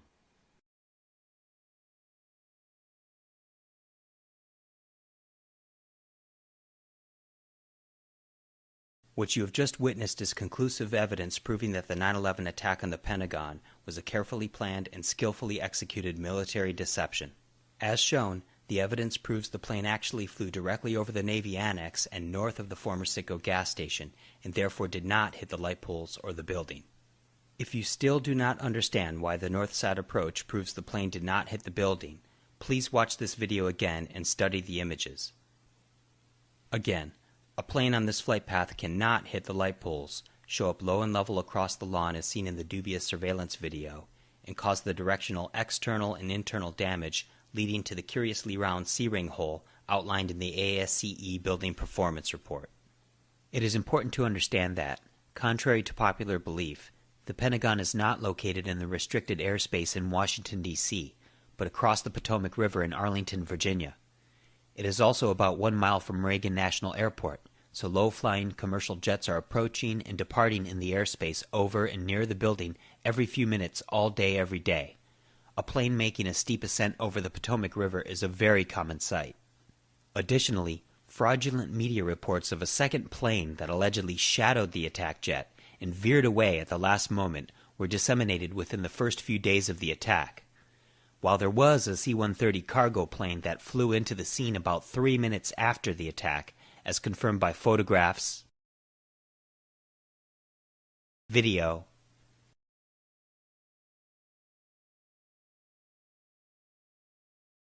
many eyewitnesses, and the pilot himself, Lieutenant Colonel Steve O'Brien, select media sources falsely reported accounts of this plane, implying and outright stating that it was in the airspace at the same time as the attack. By doing this, the story of a very real second plane seen in the skies minutes later was morphed with the attack in order to later serve as confusion and provide a plausible explanation for the genuine witnesses who really saw the attack jet flying away during the explosion, and not a second plane. This is likely one of the reasons they had the attack jet fly on the north side in the first place. It assured that people who saw the plane flying away just after the fireball could be confidently told that they must have seen a second plane, while simply missing AA-77 hitting the building from the south side. It's now clear that this worked wonders as Pentagon police officer Roosevelt Roberts Jr. convinced himself that the plane he saw at about 50 feet altitude flying away immediately after the explosion was another plane. Also worth noting is that light pole number 1 was the only pole that needed to be staged real-time in the street. The other 4 poles were left lying in the grass, unnoticeable to passing motorists. These poles were more than likely placed the night before. Heliport Tower Air Traffic Controller Sean Boger confirmed that President George W. Bush had conveniently departed from the heliport on September 10th and was scheduled to fly back to the heliport on September 11th around 12 noon, and that Secret Service had been combing the area as usual. So operatives under the cover of Secret Service or Special Security conducting routine presidential security operations had the necessary cover to do whatever they needed to do in preparation for the event. When the interviews shown in this presentation were conducted, none of these witnesses were even remotely aware that their accounts contradicted the official flight path and proved that the plane did not hit the building. They were only willing to talk because they were successfully deceived and assumed that the plane must have hit the building. Despite each having a perfect view of the plane as it passed by them at treetop level, most of them were not able to see the alleged impact point, or in some cases any part of the Pentagon at all. Many witnesses also described how they were ducking and running for cover before the plane reached the building. Nobody was really trying to look to see if it actually was going to hit the building or not hit the building. So everybody was running in the opposite direction for their lives. Now that they have been made aware of the implications of seeing the plane on the north side, many have been reticent to further discuss their experiences. However, Officer Brooks said our findings were a, quote, eye-opener, and that anything is possible when it comes to him being fooled that day. Officer Lagasse admitted that he flinched when he saw the jet and then jumped into his police cruiser, grabbing his radio. The first thing I did was I kind of flinched. And ducked into my car. And at the time, I mean, I don't know if it was a reaction, like a fear or whatever, but I ended up in my car. He admitted that he did not see what the plane actually did as it reached the building because of the fireball. Did I see what the plane did? No, because there was a big fireball. Both police officers at the gas station have agreed that we presented their accounts fairly and accurately, and to this day, they stand by where they saw the plane, even after being made aware of the implications. They have both stated they would testify to this under oath in a court of law. Meanwhile, their superiors have restricted them from speaking about their experience on 9/11 to the media any longer. Officer Roosevelt Roberts, who saw the plane flying away from the building after the explosion, was also unaware of the implications until speaking with us. Like many of the other witnesses, he is no longer willing to speak about his experience on 9/11. The fact remains that all of these witnesses can be subpoenaed for a grand jury or congressional hearing as a means to sort out who to indict as responsible for this event, so this is what we are calling for. We know that the implications of the evidence presented in this video are very disturbing and frightening. However, hiding from this information is not an option for any of us. It is now your responsibility to get involved, just as we had a responsibility to get this information into your hands. This deception has been used as a pretext for the invasion and occupation of numerous sovereign nations, leaving thousands of U.S. troops and hundreds of thousands of civilians dead and the lives of millions more destroyed. It has been and is still being used to justify torture, secret arrests, warrantless wiretapping, the Patriot Act, the Military Commissions Act, the Real ID Act, and a whole host of other authoritarian programs which undermine the U.S. Constitution and Bill of Rights. The 9/11 lie will continue to threaten peace, freedom, and justice in the United States and around the world as long as the information presented in this video and all the evidence exposing this deception remains suppressed. Inaction to this information by the current administration, as the fraudulent war on terror is perpetuated under any other name, leaves them not only responsible for the continued bloodshed, but implicated in a cover-up and therefore complicit. Furthermore, inaction by any media, political, or authority figures who have viewed this information amounts to a crime of obstruction of justice. But just as importantly, inaction by any of us would be a grave injustice upon our children and grandchildren, who will suffer the most in a world that is being created under the fear-mongering false banner of fighting terrorism. We are calling on all concerned citizens to join us in a non-violent campaign to force accountability, while demanding an immediate and indefinite moratorium to all military action, defense spending, and unconstitutional programs which emanate from the 9/11 deception. Oh, and there's also evidence of why the Bush administration had foreknowledge of the event. I'll also be presenting you why the Bush administration had foreknowledge, why George Bush had foreknowledge and did do nothing about it. He let it happen. George Bush let it happen. Let 9/11 happen. He let 9/11 happen. And why the deep state shadow government was involved, and why the deep state shadow government was involved, and they are the main participants in 9/11, and they are the main participants of 9/11. They orchestrate 9/11, so now I showed you overall evidence why 9/11 was an inside job, a false flag drill, whatever you call it. False flag drill, whatever you call it. I now present you evidence. I now present you overwhelming evidence of that was an inside job. I've now presented you overwhelming evidence of why 9/11 was an inside job, and why 9/11 was a false flag, and why 9/11 is a false flag. Because of course it is. Of course it's a drill. I mean, this is a false flag, an old school false flag drill. False flag that happened on 9/11. Okay, this is an old school drill that happened on 9/11, and this is an Operation Northwoods kind of false flag Reichstag fire that happened on 9/11. Because this basically the Reichstag 9/11 should be considered our Reichstag fire. It's our new Pearl Harbor. And I present you a lot of evidence of why 9/11 was the new Pearl Harbor. It's our Operation Northwoods Reichstag fire. 9/11 should be considered our new Reichstag fire. 9/11 was like our modern day new Pearl Harbor. And 9/11 was basically our new Pearl Harbor, basically. And that's basically what happened. That's basically what it is. And that's what happened that day. 8:46 a.m., New York City, New York. American Airlines Flight 11 is allegedly flown into the North Tower by Mohammed Atta. This is the widely known video of the attack, shot by Jules Naudet. At face value, it may not look like much. However, upon closer inspection, in case you missed it, one more time.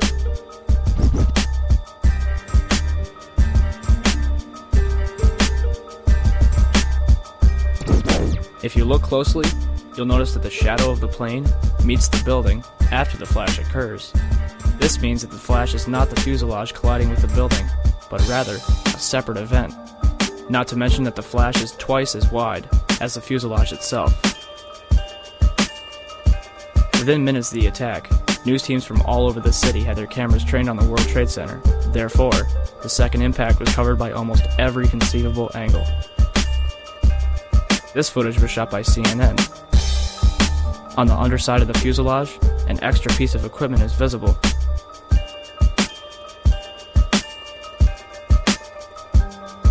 When questioned about this, Boeing representatives refused to discuss it due to national security. This is what the underside of a Boeing 767 should look like. The following footage is taken from the documentary Why the Towers Fell. Whoa, whoa, whoa. Bring it back. Did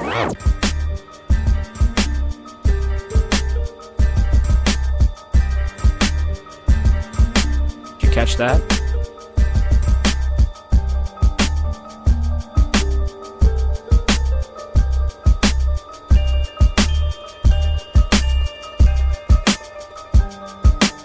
A missile is fired seconds before impact. Skeptics claim that the flash is the fuselage colliding with the building. If that were the case, it would look like this. Also, notice that the flash is reflected in the fuselage of the plane. The flash is also present in footage taken by Evan Fairbanks, Jennifer Spell,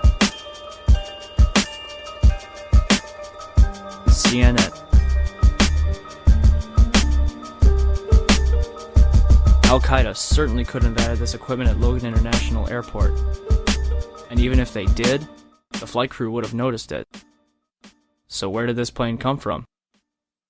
Was to take a regularly scheduled commercial airliner and take a similar type plane, paint the tail numbers up to resemble that of the commercial airliner, fly it by remote control out over the Caribbean, and by remote control blow it up after sending a tape recorded message saying, "Help, we're being attacked by Cuban MiGs." This was in 1962.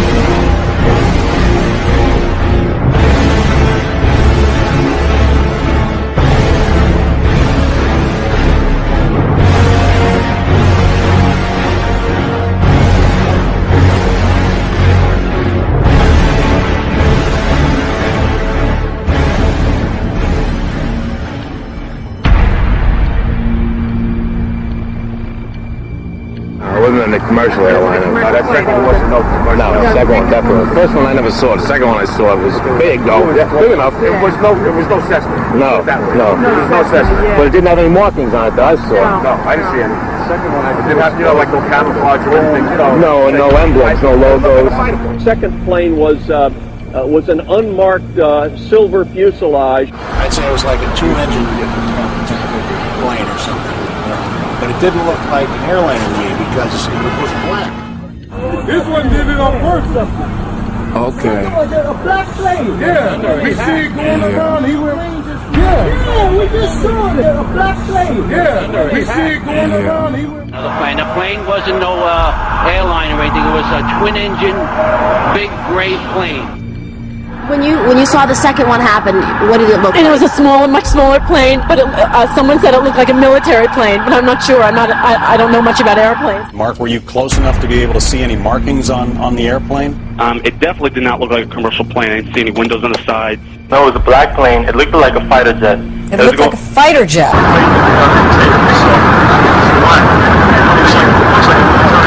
And it didn't look like a commercial jet. It was a military plane. Could be a drone aircraft. That's an aircraft that's guided electronically to its target without having a pilot. The plane circle around and actually come on to the opposite side of the building and smash into the trade center. It was great, to be honest with you. We watched the first explosion. As we're watching the buildings, I saw a black, very large airplane fly right into the second building. It came out of the south, right in front of our eyes. Just, it was so surreal, like a movie set. Second and third explosion. The only other thing that was found was the engine on Murray Street. And the engine on Murray Street has been identified as either a CFM-56, CFM stands for Synecma, or the CF-6, which was a 767 engine, which was developed out of the CFM-56. But whichever one it was, the CF-6 or the CFM-56, it had to be General Electric. And unfortunately, or fortunately, United Airlines used strictly Pratt & Whitney. So that engine that you see flying off, and that engine they say is from 175, isn't from 175 because the guys whose job was to dump it off there, dumped off the wrong engine. The Pentagon staged an exercise a year before, in October of 2000, at the site with the Arlington County Fire Department to simulate a plane running into the Pentagon, and how the fire responders would get there and what they would do. So this was not outside the box or, out in the blue. They not only expected it, they prepared for it.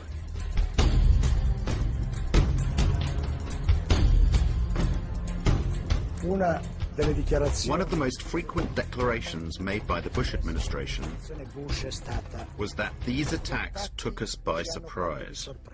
I don't think anybody could have predicted that they would try to use an airplane as a missile, a hijacked airplane as a missile. And I don't think the prior government could envision flying airplanes into buildings on such a massive scale. Secondo USA Today, dal 1999, according to USA Today, in 1999, the American Air Force conducted special exercises 4 times per year in which the hijacking of civil aeroplanes by terrorists was simulated. The selected targets were the Twin Towers and the Pentagon.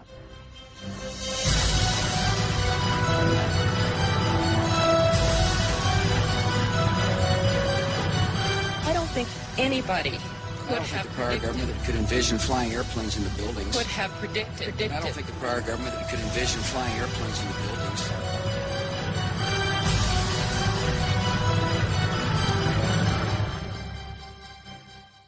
On the 11th of September 2002, the New York Times wrote, "1 year later, the public knows less about the circumstances of 2,801 deaths at the foot of Manhattan in broad daylight than people in 1912 knew within weeks about the Titanic." 5 years after that article, what happened that day is still a mystery. The conclusions that the 9/11 Commission came to have been very disappointing. A lot of evidence has been ignored, many witnesses were not called to testify. The final report glosses over a great many key issues. I told them exactly the same argument that we have here, that we heard explosions, that people were burned prior the building getting hit by the plane, that these people were alive and they were available to be interrogated.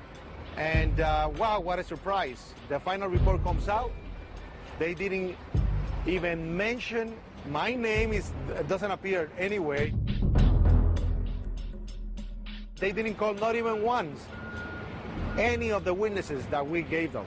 So you have 17 firefighters, you have 22 survivors, and they didn't call not even one of them. Specifically me as a parent, I have an obligation to find out who murdered my son. The commission gave me nothing. 9/11 Commission was not an investigation.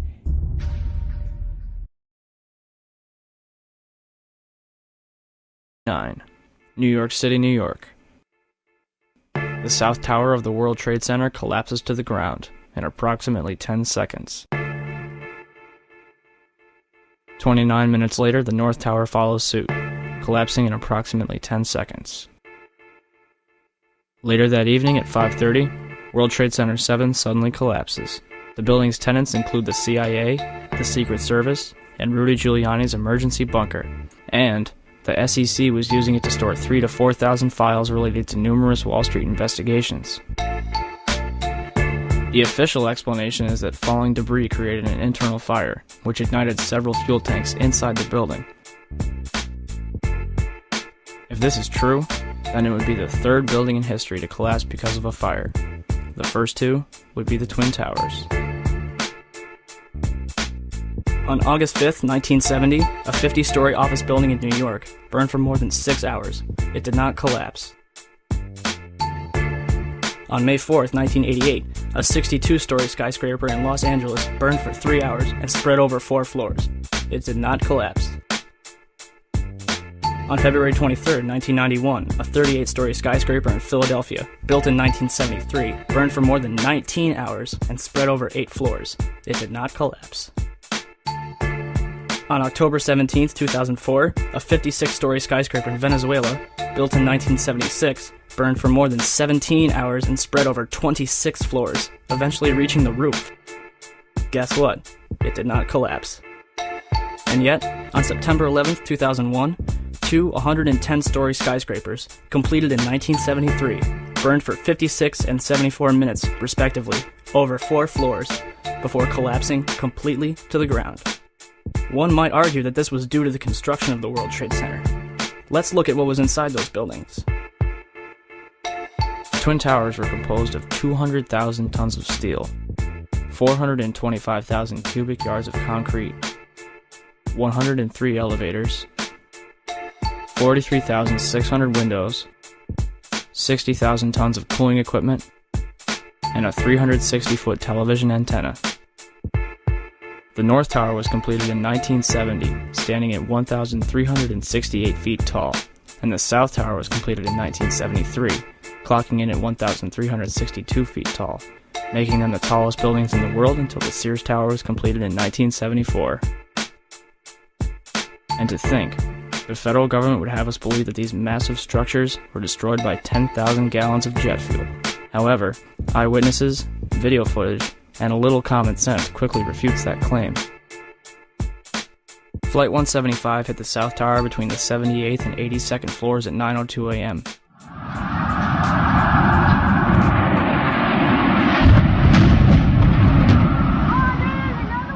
Barely hitting the southeast corner, the majority of the jet fuel exploding outside in a massive fireball. Yet, this tower collapsed first, even though the North Tower was hit straight on and had already been burning for a half hour longer. If you dropped a basketball off the top of either tower at the precise moment they began collapsing, the roof and the basketball would hit the ground at the exact same moment. So if jet fuel didn't bring down the World Trade Center, then what did? Numbers of reporters and eyewitnesses described explosions following the impacts and preceding the tower's collapses. There were 2 or three similar huge explosions, and the building literally shook. You literally shook at the base of this building. Yes, I was right there. I was down in the basement, came down, all of a sudden the elevator blew up, smoke. I dragged the guy out, his skin was hanging off, and I dragged him out, and I helped him out to the ambulance. As he takes these pictures. Jim? Yes, I am here, Michael. Jim, tell us what's happening out there. Oh my We just witnessed some kind of secondary follow-up explosion on the World Trade Center #2, the water. The FBI is here, as you can see. They had roped this area off. They were taking photographs and securing this area just prior to that huge explosion that we all heard and felt. The two towers literally collapsed. I was making my way to the foot of the World Trade Center. Suddenly, while talking to an officer who was questioning me about my press credentials, we heard a very loud blast, an explosion. We looked up, and the building literally began to collapse before us. There was 5 blocks from the World Trade Center, and we were standing here when there was some sort of collapse or explosion. And to me, it sounded like an explosion. Then the building, the rolling sound sounded like the building collapsed. Were there other people? When I try to say people, the moment we heard a big explosion coming down, everything just went black. Everything came down, glass started popping, people got hurt, stuff went on top of them, and it was a big explosion. Everything got dark, real dark. We just saw that as well. The second tower, the only one that was standing, tower #1, we saw some kind of explosion, a lot of smoke come out at the top of the tower, and then it collapsed down onto the streets below. David Lee, what can you tell us? John, just seconds ago there was a huge explosion, and it appears right now the second World Trade Tower has just collapsed. Trying to get some of the people out, but then there was secondary explosions and then subsequent collapses. So I don't know how many people were in there. I know there was. They also noted how the collapses looked exactly like a controlled demolition. One of those almost looks like one of those planned implosions, but of course there was nothing planned. The second building that was hit by the plane has just completely collapsed. The entire building has just collapsed, as if a demolition team set off. When you see the old demolitions of these old buildings, it folded down on itself, and it is not 10 o'clock Eastern Time this morning, just collapsing on itself. This is a place where thousands of people work. We have no idea what caused this. If you wish to bring anybody who's ever watched a building being demolished on purpose knows that if you're going to do this, you have to get at the under infrastructure of a building and bring it down. One eyewitness was standing with a crowd of people on Church Street, 2.5 blocks from the South Tower, when he saw a number of brief light sources being emitted from inside the building between floors 10 and 15. He saw about 6 of these flashes, accompanied by a crackling sound before the tower collapsed. Jenny Carr was attending a business meeting on the 36th floor of One Liberty Plaza, across the street from the World Trade Center, and caught the entire first attack on tape. A second explosion could be heard 9 seconds after the crash.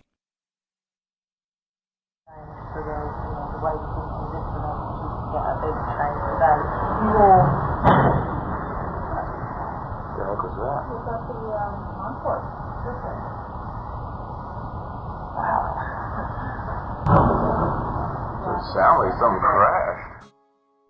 The windows in the lobby of the North Tower were blown out, and marble panels were blown off of the walls. This was brushed off as an explosion from a raging fireball that went barreling down the elevator shafts. However, there is no soot, no fire, no fuel residue. Instead, the entire lobby is coated with a fine dust, which is the signature of high explosives. Mike Pecoraro was working in the 6th sub-basement of the North Tower when the first plane struck. Mike and his friend descended to the sea level, and when they arrived, they found that the machine shop was gone. There was nothing there but rubble. We're talking about a 50-ton hydraulic press. Gone. They saw a perfect line of smoke streaming through the air. You could stand here, and 2 inches over you couldn't breathe. The two made their way to the parking garage, but found that too was gone. There were no walls, there was rubble on the floor, and you couldn't see anything. They went up 2 more levels to the building's lobby. As they reached the B level, they were astonished to see a steel and concrete fire door that weighed about 300 pounds, wrinkled up like a piece of aluminum foil on the floor. The whole lobby was soot and black, elevator doors were missing, the marble was missing off of some of the walls, the west windows were all gone, broken glass everywhere, the revolving doors were all broken and their glass was gone. Every sprinkler head was going off. Could an explosion 90 floors above cause uniform damage to the lobby and sub-basements of the North Tower?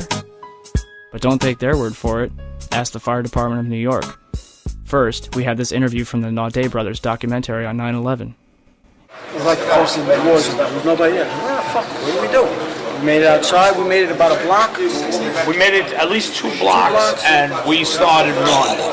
Floor by floor, it started popping out. It was like, it was if they had detonated. They were planned to take down a building. Boom, boom, boom, boom, boom, boom, boom. All the way down. I was watching it and running. Just ran up West Street. And then you just sort of this cloud of shit chasing you down. Couldn't outrun it. West Street. Couldn't outrun it. In these interviews, numerous firefighters from Ladder 7 describe a loud explosion preceding the collapses, not to mention extensive damage to the lobby of the North Tower. I heard a loud boom. And my first thing, I was right at the desk there on the left-hand side when you come into Tower 1. And I walked out, I didn't go out. I walked to where all the doorway was, the glass were broken, and I looked out, and I seen in the building across the street, I seen the shadow coming, I seen just the shadow in the building across the street coming down. And I wasn't expecting to see the damage that I saw in the lobby and the people, the bodies, the burnt people, the injured people. I really wasn't prepared for that. The lobby is about 6 stories high, and the lobby looked as though a bomb had exploded there. All the glass was taken out. There were 10-foot by 10-foot marble panels that were once walls. They were loose from the wall of the Trade Center. I went around by the freight elevator, and I could see it was just blown. It was just a giant 30th floor.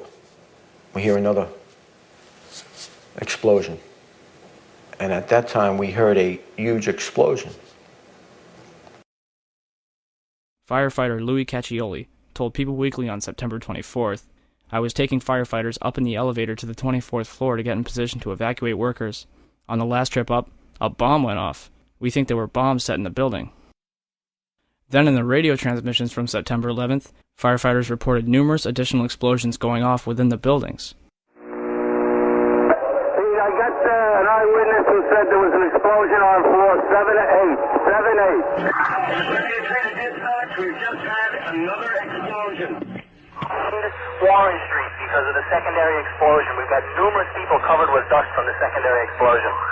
And we got another explosion on the tower, 1013. 1013, Tower 2 has had a major explosion and what appears to be a complete collapse surrounding the entire area.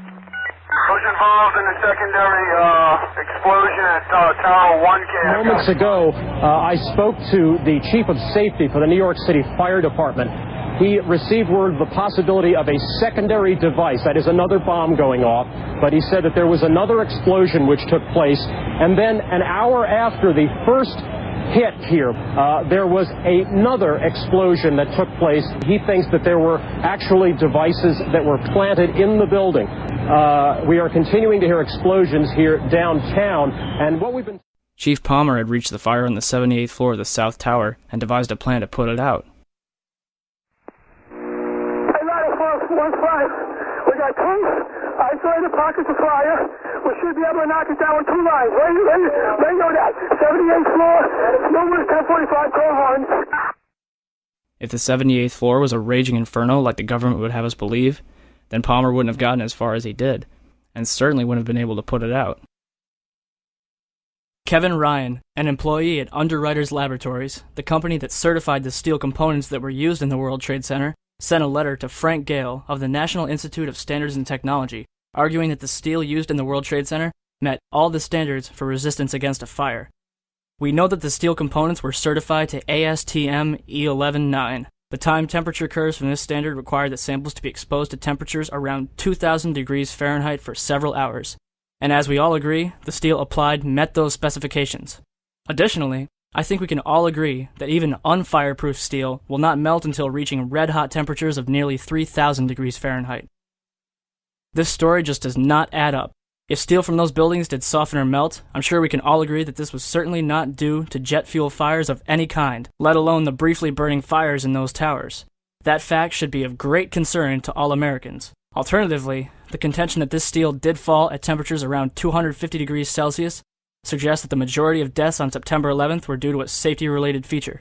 That suggestion should be of great concern to my company.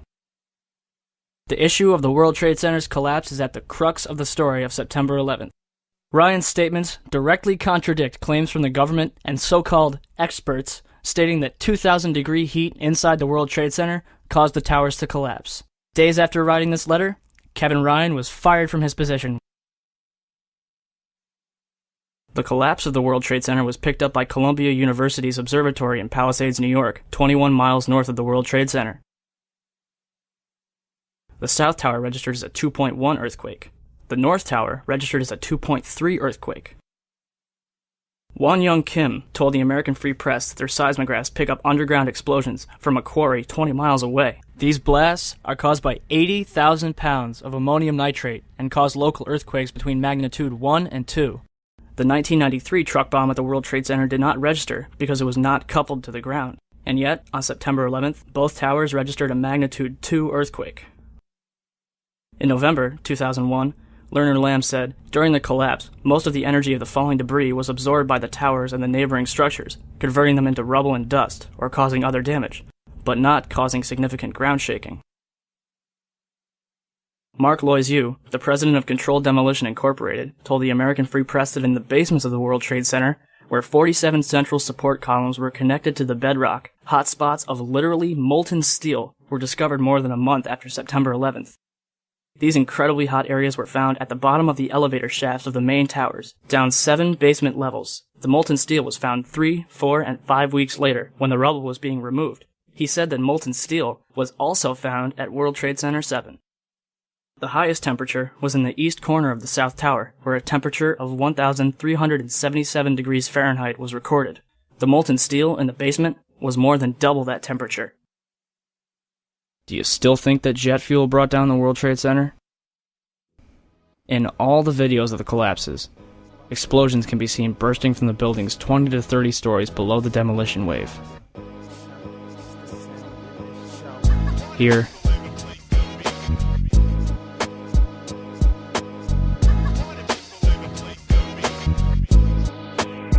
here,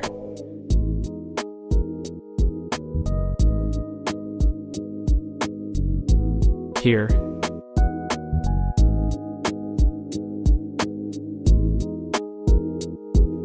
here,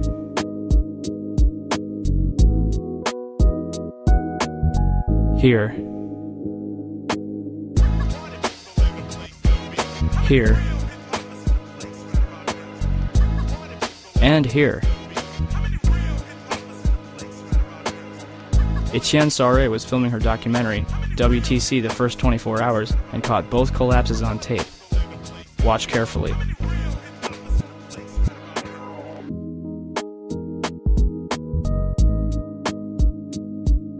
The tripod shakes exactly 9 seconds before the tower begins collapsing, and a small piece of debris is knocked off at the right-hand side of the building.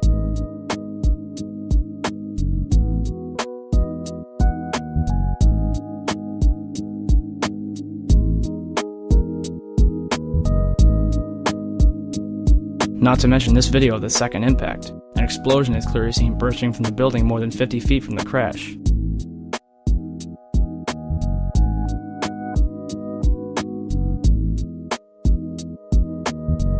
You're probably asking, if there were bombs in the building, how would they get in there without anyone noticing? Ben Fountain, a financial analyst who worked in the World Trade Center, told People magazine that in the weeks before 9/11, there were numerous unannounced and unusual drills where sections of both the Twin Towers and Building 7 were evacuated for security reasons. Scott Forbes, an employee that worked at Fiduciary Trust in the South Tower, told Victor Thorne of Wing TV that his company was given 3 weeks advance notice that New York's Port Authority would take out power in the South Tower from the 48th floor up. The reason given was that the Port Authority was performing a cabling upgrade to increase the WTC's computer bandwidth. Forbes stated that a power down had never been initiated prior to this occasion. As a result of having its electricity cut, the World Trade Center's security cameras were rendered inoperative, as were its ID systems and elevators to the upper floors.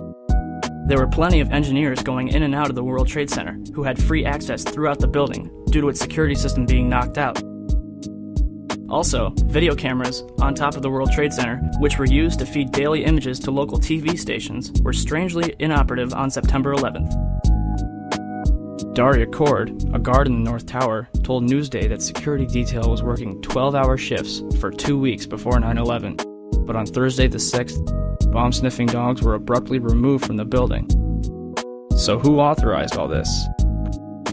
President Bush's brother, Marvin, is a principal at Securicom, a company that provides security for United Airlines, Dulles International Airport, and from the early 1990s up to 9/11, the World Trade Center. If only we could examine the debris from the World Trade Center and figure out what happened. Unfortunately, most of it was immediately shipped out of the country to be melted down.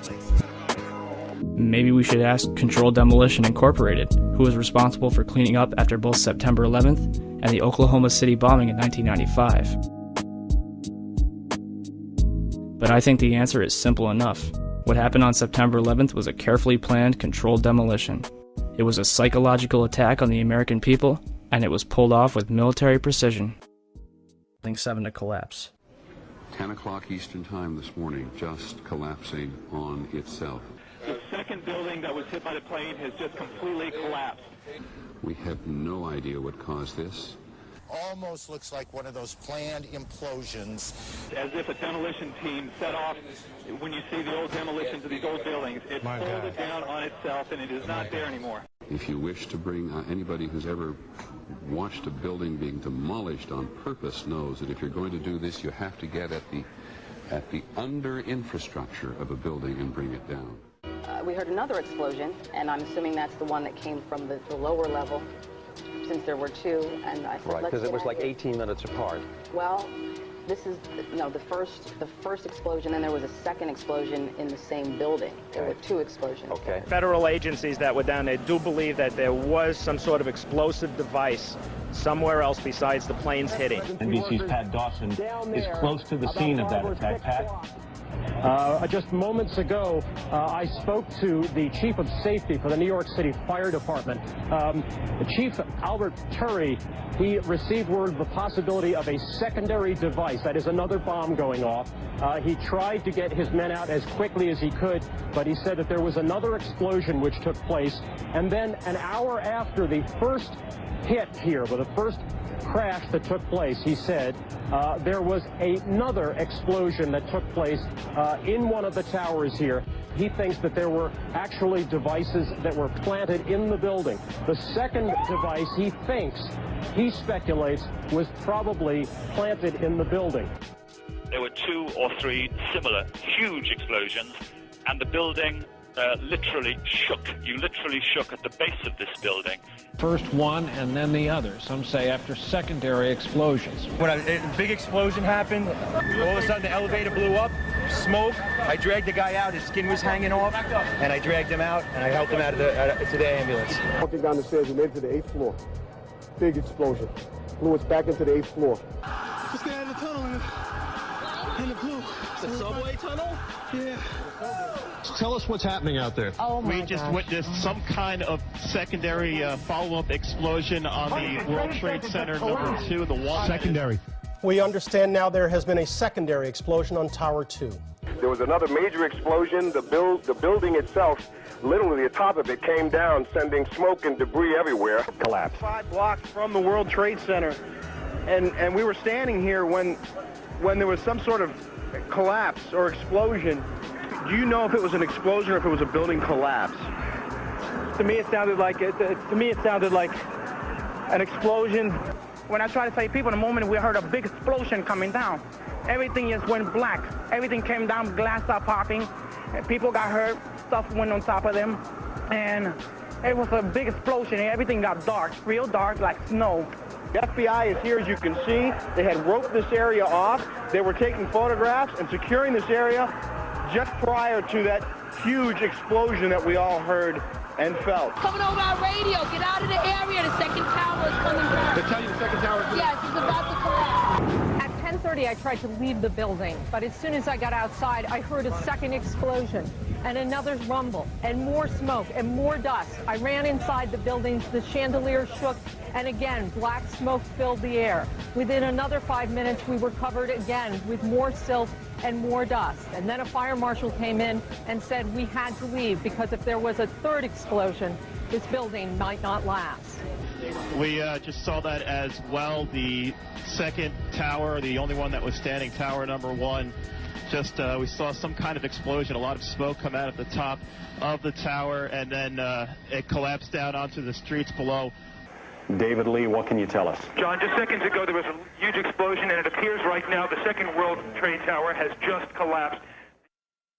One eyewitness was standing among a crowd of people on Church Street, 2.5 blocks from the South Tower, when he saw a number of brief light sources being emitted from inside the building between floors 10 and 15. He saw about 6 of these flashes, accompanied by a crackling sound before the tower collapsed. Ginny Carr was attending a business meeting on the 36th floor of One Liberty Plaza, across the street from the World Trade Center, and caught the entire first attack on tape.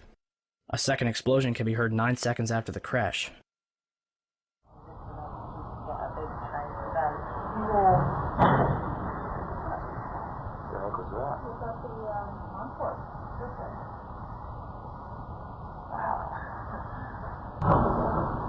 It sounded like something crashed. So what happened in the North Tower? Ask Willie Rodriguez.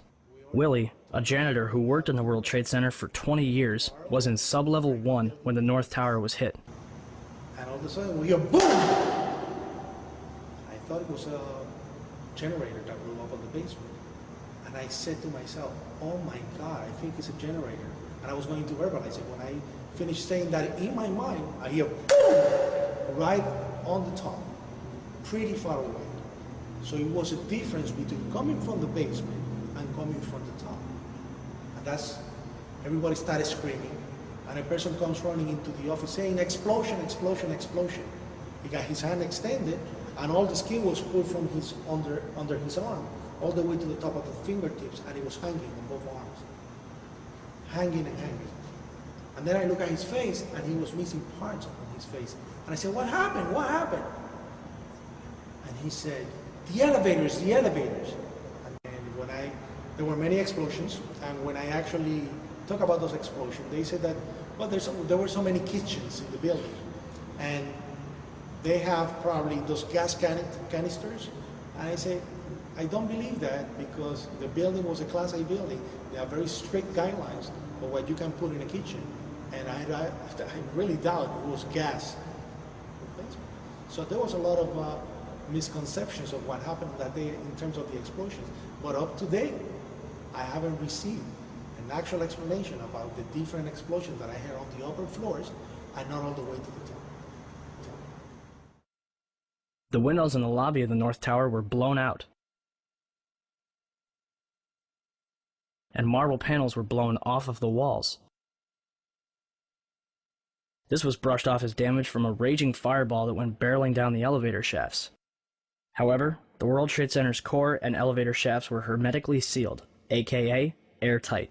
The fire could not possibly have had enough oxygen to travel 1,300 feet down, retaining enough energy to destroy the bottom 8 floors of the building. On 9/11, New York City lost 343 firefighters at the World Trade Center. Since they were the ones inside the towers before and as they collapsed, I'd say they've got a pretty good grasp on what happened. So what does the FDNY think? First, we had this interview from the Naudet Brothers documentary. It was like the first thing that was. There was nobody there. Where the fuck? What do we do? We made it outside. We made it about a block. We made it at least 2 blocks, and we started running. Floor by floor, it started popping out. It was if they had detonated. If they were planned to take down a building. Boom, boom, boom, boom, boom, boom, boom. All the way down. I was watching it and running. Just ran up West Street. And then you just sort of this cloud of shit chasing you down. Couldn't outrun it. In these interviews, numerous members of Engine 7 described explosions preceding the collapses, not to mention the damage to the lobby of the North Tower. I heard a loud boom. And my first thing, I was right at the desk there on the left-hand side when you come into Tower 1. And I walked out, I didn't go out, I walked to where all the doorway was, the glass were broken, and I looked out, and I seen in the building across the street, I seen the shadow coming, I seen just the shadow in the building across the street coming down, and with that, I wasn't expecting to see the damage that I saw in the lobby, and the people, the bodies, the burnt people, the injured people. I really wasn't prepared for that. The lobby is about 6 stories high, and the lobby looked as though a bomb had exploded there. All the glass was taken out. There were 10-foot by 10-foot marble panels that were once walls. They were loose from the wall of the Trade Center. I went around by the freight elevator, and I could see it was just blown. It was just a giant shit. 30th floor. We hear another explosion. And at that time, we heard a huge explosion. Firefighter Louis Caccioli told People Weekly, "I was taking firefighters up in the elevator to the 24th floor to get in position to evacuate workers. On the last trip up, a bomb went off. We think there were bombs set in the building." For more than a year, the Port Authority blocked the release of a tape of firefighters' transmissions from the World Trade Center on 9/11. In November 2002, the tape was finally released to the New York Times and other news outlets. Why did it take so long to get the tape released? I got an eyewitness who said there was an explosion on floor 7-8. 7-8. Dispatch, we've just had another explosion. Warren Street because of the secondary explosion. We've got numerous people covered with dust from the secondary explosion. And we got another explosion on the tower, 1013, 1013. Tower 2 has had a major explosion and what appears to be a complete collapse surrounding the entire area. Who's involved in the secondary explosion at Tower 1K? I've got 5. Chief Palmer had reached the fire on the 78th floor of the South Tower and devised a plan to put it out. We got tanks, isolated pockets of fire. We should be able to knock it down with 2 lines. Radio that. 78th floor, numerous 1045 call horns. If the 78th floor was a raging inferno like the government would have us believe, then Palmer wouldn't have gotten as far as he did, and certainly wouldn't have been able to put it out. On August 12, 2005, an additional 15 hours of radio transmissions and transcripts of interviews with firefighters was finally released to the public. Firefighters described 2 events consistent with a controlled demolition: bright flashes from inside the building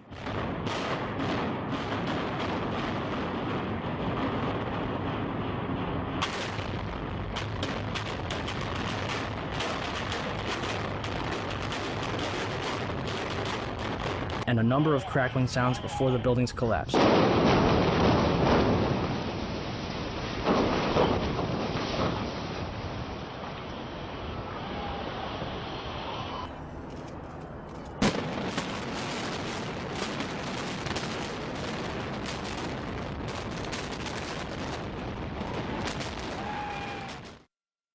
What does science have to say about the collapses?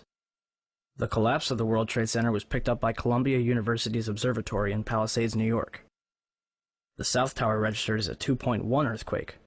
The North Tower registered as a 2.3 earthquake. Won Young Kim told Chris Bolin that their seismographs pick up underground explosions from a quarry 20 miles away. These blasts are caused by 80,000 pounds of ammonium nitrate and cause local earthquakes between magnitude 1 and 2. The 1993 bombing of the World Trade Center did not even register because it was not coupled to the ground. During the collapse, most of the energy of the falling debris was absorbed by the towers and the neighboring structures, converting them into rubble and dust or causing other damage, but not causing significant ground shaking. Do you still think that jet fuel brought down the World Trade Center? In all the videos of the collapses, explosions can be seen bursting from the building 20 to 30 stories below the demolition wave. Here,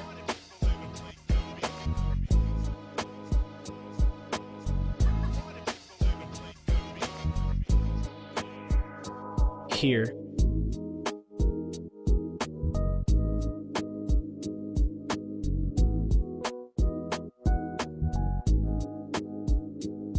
here,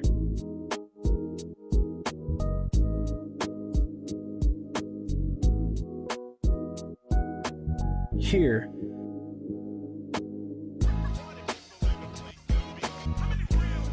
here,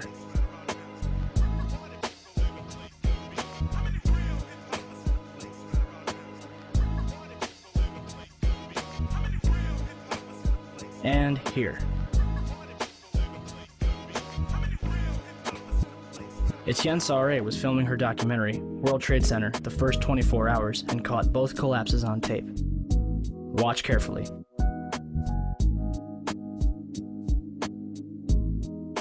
The tripod shakes 12 seconds before the North Tower begins collapsing. And something is knocked off the right-hand side of the building.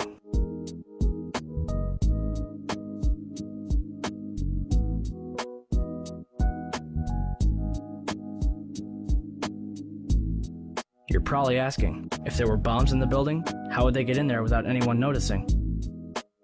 Ben Fountain, a financial analyst who worked in the World Trade Center, told People magazine that in the weeks before 9/11, there were a number of unannounced and unusual drills where sections of both the Twin Towers and Building 7 were evacuated for security reasons. Daria Cord, a guard in the North Tower, told Newsday that security detail was working 12-hour shifts for 2 weeks before 9/11, but on Thursday the 6th, bomb-sniffing dogs were abruptly removed from the building. So who authorized all this? President Bush's brother, Marvin, was board of directors at Securicom from 1993 until fiscal year 2000. Securicom, now known as Stratasec, is an electronic security company backed by Kuwait American Corporation, which provided security for United Airlines, Dulles International Airport, and from the early 1990s up to the day of 9/11, the World Trade Center. Marvin is also the former director at HCC Insurance Holdings, which insured parts of the World Trade Center on 9/11. More information on this was supposed to be disclosed and never was. To date, the SEC has not revealed what they have learned. If only we could examine the debris from the World Trade Center and figure out what happened. Unfortunately, Mayor Giuliani began shipping the remains off to recycling yards overseas before investigators could even examine it. Not even FEMA was allowed into Ground Zero. Essentially, they blocked off a crime scene and destroyed all the evidence. Guess who was allowed into the site? Controlled Demolition, who was also responsible for cleaning up after the Oklahoma City bombing in 1995. It gets better than that. On July 15, 2001, Controlled Demolition destroyed 2 400-foot-tall fuel reserve tanks from the World War II era. The demolition was conducted for no apparent reason and drew numerous complaints from the neighborhood. The site remains vacant to this day, and a reason for the demolition has never been disclosed. Regardless, I think what happened to the World Trade Center is simple enough. It was brought down in a carefully planned, controlled demolition. It was a psychological attack on the American people, and it was pulled off with military precision. Do you still think that jet fuel brought down the Twin Towers? In almost all the videos of the collapses, violent ejections appear 20 to 60 stories below the demolition wave. Here,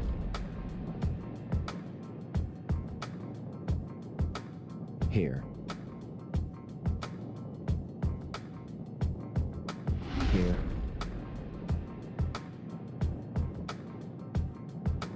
here, and here.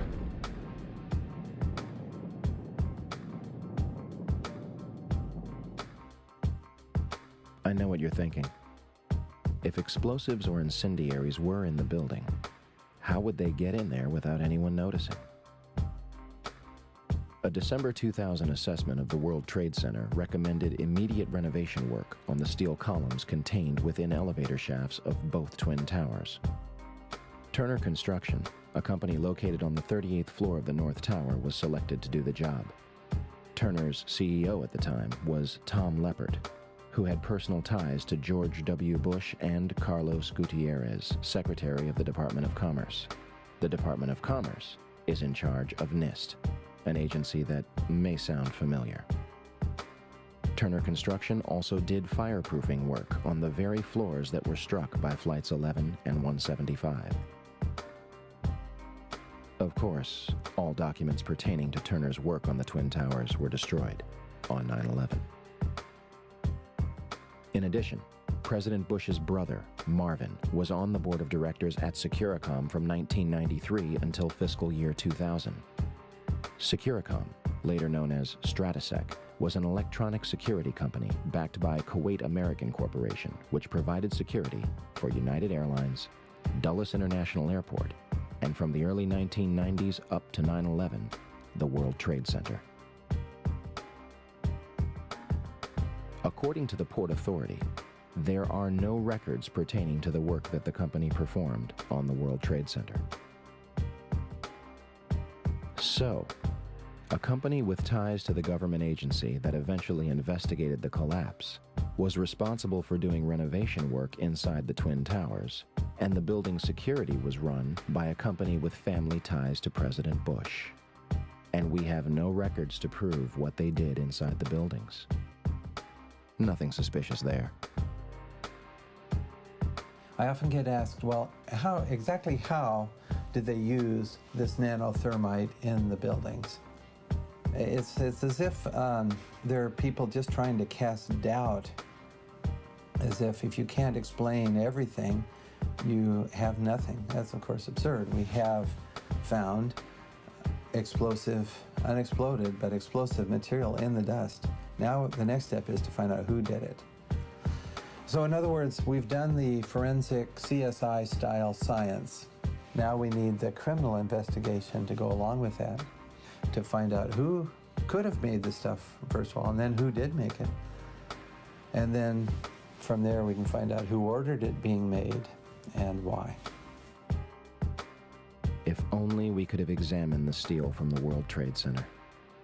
Unfortunately, the debris was almost immediately shipped overseas, being sold to the lowest bidder. This is destruction and removal of evidence from a crime scene. Family members and engineers were outraged at the decision and demanded that the steel be preserved for investigation. Bill Manning of Fire Engineering magazine publicly labeled the cleanup at Ground Zero a half-baked farce. Yet the operation continued until the site was officially clear on May 30th, 2002. Regardless of how it was done or who was responsible, what happened to the Twin Towers seems obvious enough. They were brought down in a highly engineered, unconventional, controlled demolition. It was a psychological attack on the American people, and it was pulled off with military precision.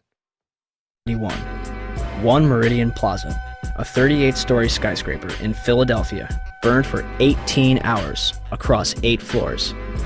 It is later described by officials as the most significant fire of the century. It did not collapse. October 17, 2004. A 56-story skyscraper in Caracas, Venezuela, built in 1976, burned for over 17 hours and spread across 26 floors. It did not collapse. February 13th, 1975. A 3-alarm fire broke out between the 9th and 14th floors of the North Tower. No one died. The building was unoccupied. The fire began in an electrical wiring closet on the 11th floor. There should have been fire stops to prevent it from spreading, but there weren't. The fire spread to 6 other floors. Even without a sprinkling system, fire department officials and building officials here say that there's no chance the World Trade Center could become a type of towering inferno. The fire is so intense, it leads to the installation of sprinkler systems, which would come in handy on May 19th, 1975, when 7 fires strike the complex. The South Tower had garbage fires dispersed between the 25th and 36th floor, and the North Tower had a fire on the 11th floor. 6 of the fires were minor, but the 7th on the 32nd floor of the South Tower caused heavy damage. Guess what? They did not collapse. September 11th, 2001. 2 110-story skyscrapers, completed in 1973, burned for 56 minutes over 8 floors and 103 minutes over 5 floors, respectively, before collapsing completely to the ground. Some argue that this was due to the construction of the Twin Towers. The Twin Towers were composed of 200,000 tons of steel and 425,000 cubic yards of concrete. The core of each tower was a rectangular pillar 87 by 133 feet, comprised of 47 steel box columns ranging from 36 by 16 to 52 by 22 inches. The North Tower was completed in 1970, standing at 1,368 feet tall, and the South Tower was completed in 1973, reaching 1,362 feet tall, making them the tallest buildings in the world at the time. They were designed to withstand multiple impacts from a Boeing 707, the largest aircraft at its time. An analysis, released in 1964, claims that the buildings were investigated and found to be safe in an assumed collision with a 707 traveling at 600 miles per hour. Such collision would result in only local damage which could not cause collapse or substantial damage to the building. A 707 has 4 engines instead of 2, and its cruise speed is 607 miles per hour. The Boeing 767s that struck the North and South Tower were traveling at 440 and 540 miles per hour, respectively.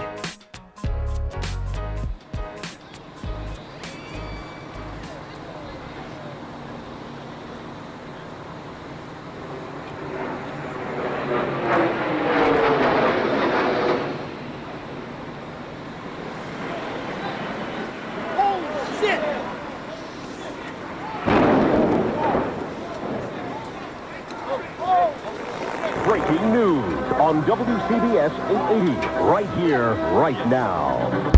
I believe if we can get in touch with him, we have a witness who saw what happened at the World Trade Center. This apparently was a commuter plane that smashed into it with such force that the windows of the Pick-a-Bagel smashed with a big bang. Everybody was very frightened. Did you manage to see what kind of plane it was? No, I couldn't tell. It was a smaller plane. It looked like a smaller plane, but I couldn't tell.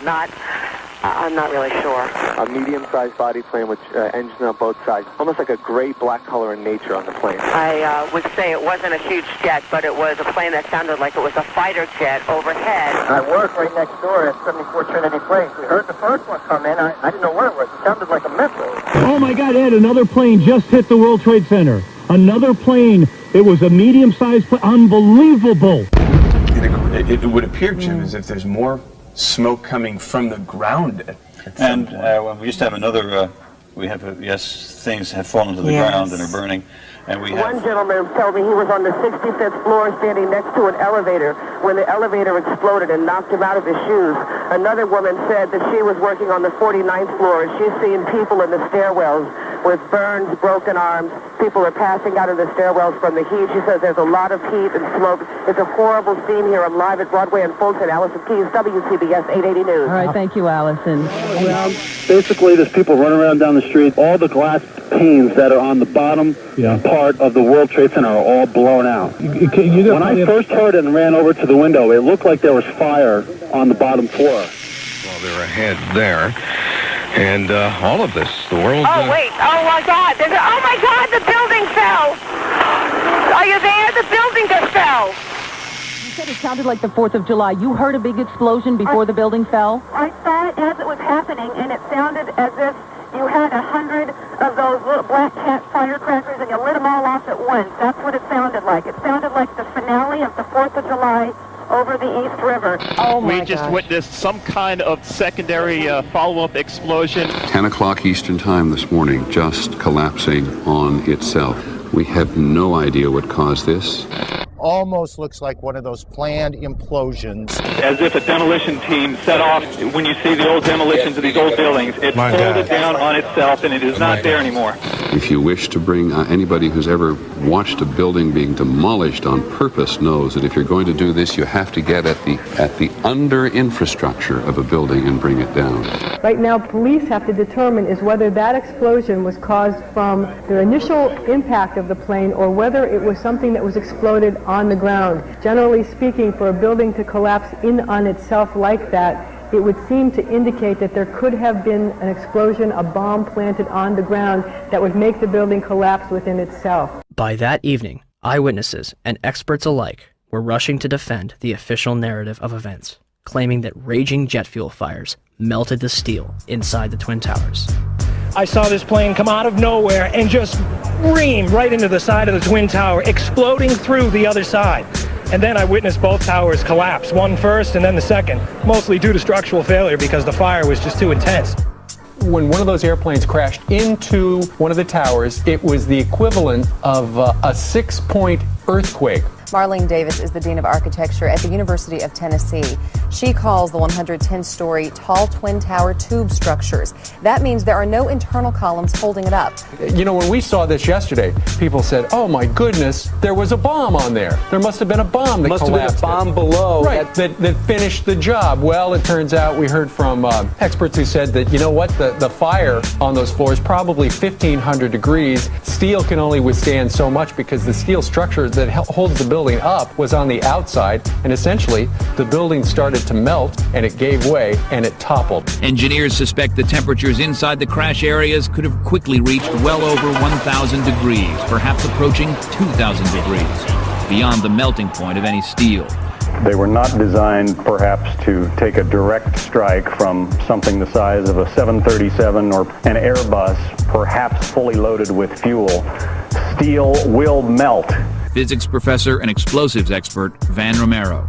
Even if there was no secondary explosives in the building, hitting the having the airplane hit the building where it did, a large amount of weight above the damaged location, that damaged location being further damaged by the fire, that structure could no longer support the weight above it, and the collapse ensues. Numerous individuals, including some of the architects themselves, would claim that plane crashes were never taken into consideration and that the building was doomed to failure.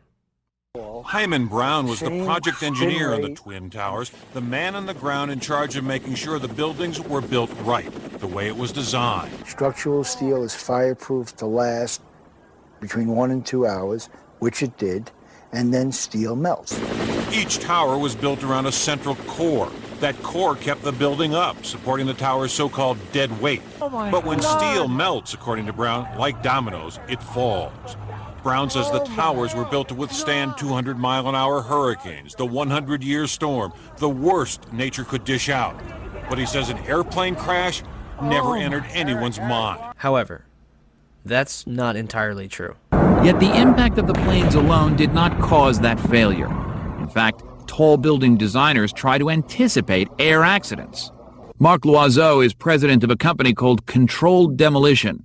When this structure was designed, it was designed, to the best of my understanding, to take the impact of what was then the state-of-the-art airplane being used in our country, the Boeing 707. The building was designed to have a fully loaded 707 crash into it. That was the largest plane at the time. I believe that the building probably could sustain multiple impacts of jetliners because this structure is like the mosquito netting on your screen door, this intense grid, and the jet plane is just a pencil puncturing that screen netting.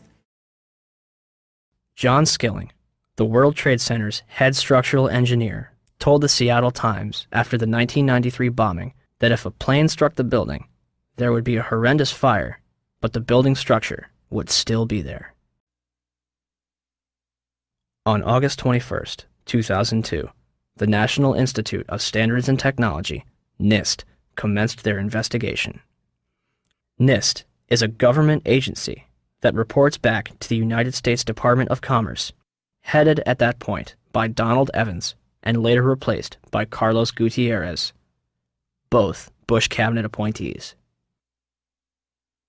As part of their investigation, NIST contracted Underwriters Laboratories to recreate floor models from the Twin Towers for the purpose of fire resistance tests.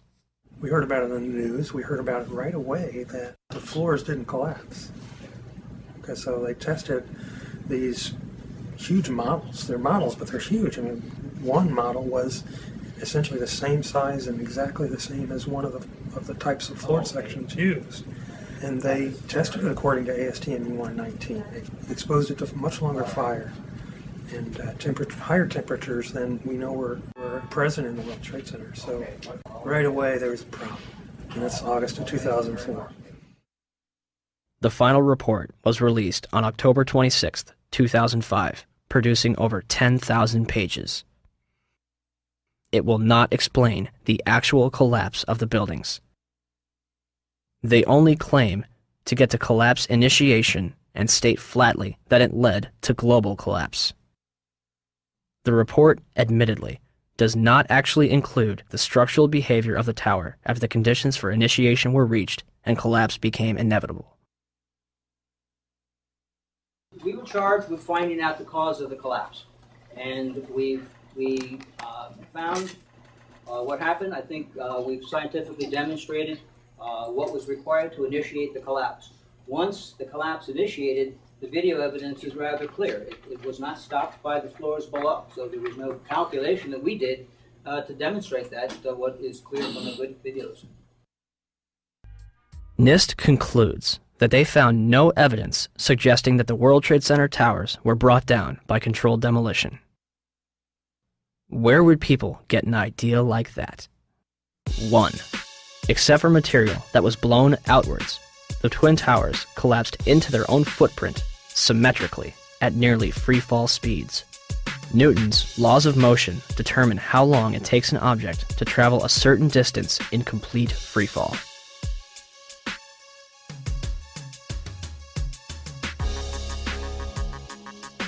In a controlled environment, an object dropped from the roof of either twin tower would reach the ground in 9.2 seconds. The 9/11 Commission report will state, at 9:58, the South Tower collapsed in 10 seconds. Even NIST says the tops of the buildings came down essentially in free fall. Judge for yourself.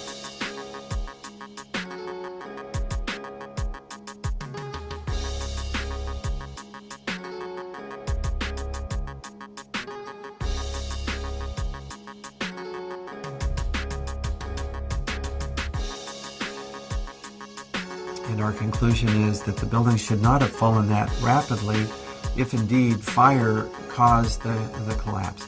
And in fact, there's one mechanical engineer, Gordon Ross, in the Journal of 911 Studies, who's done a thorough analysis based on conservation of momentum. If the official story was correct, then the heating that was supposed to cause the failure would have been a much slower event, and it would have been an asymmetric event. For the tower to collapse straight down onto itself flies in the face of what we know about steel and how steel behaves. When we have a failure in one area, then the failures tend to continue within that area, and you'd see an asymmetric collapse, possibly the upper section falling off as it twisting away from the tower and falling off. But it's very unusual to see the upper section falling straight through the path of the greatest resistance, which was straight down through the middle of the tower. It just does not add up.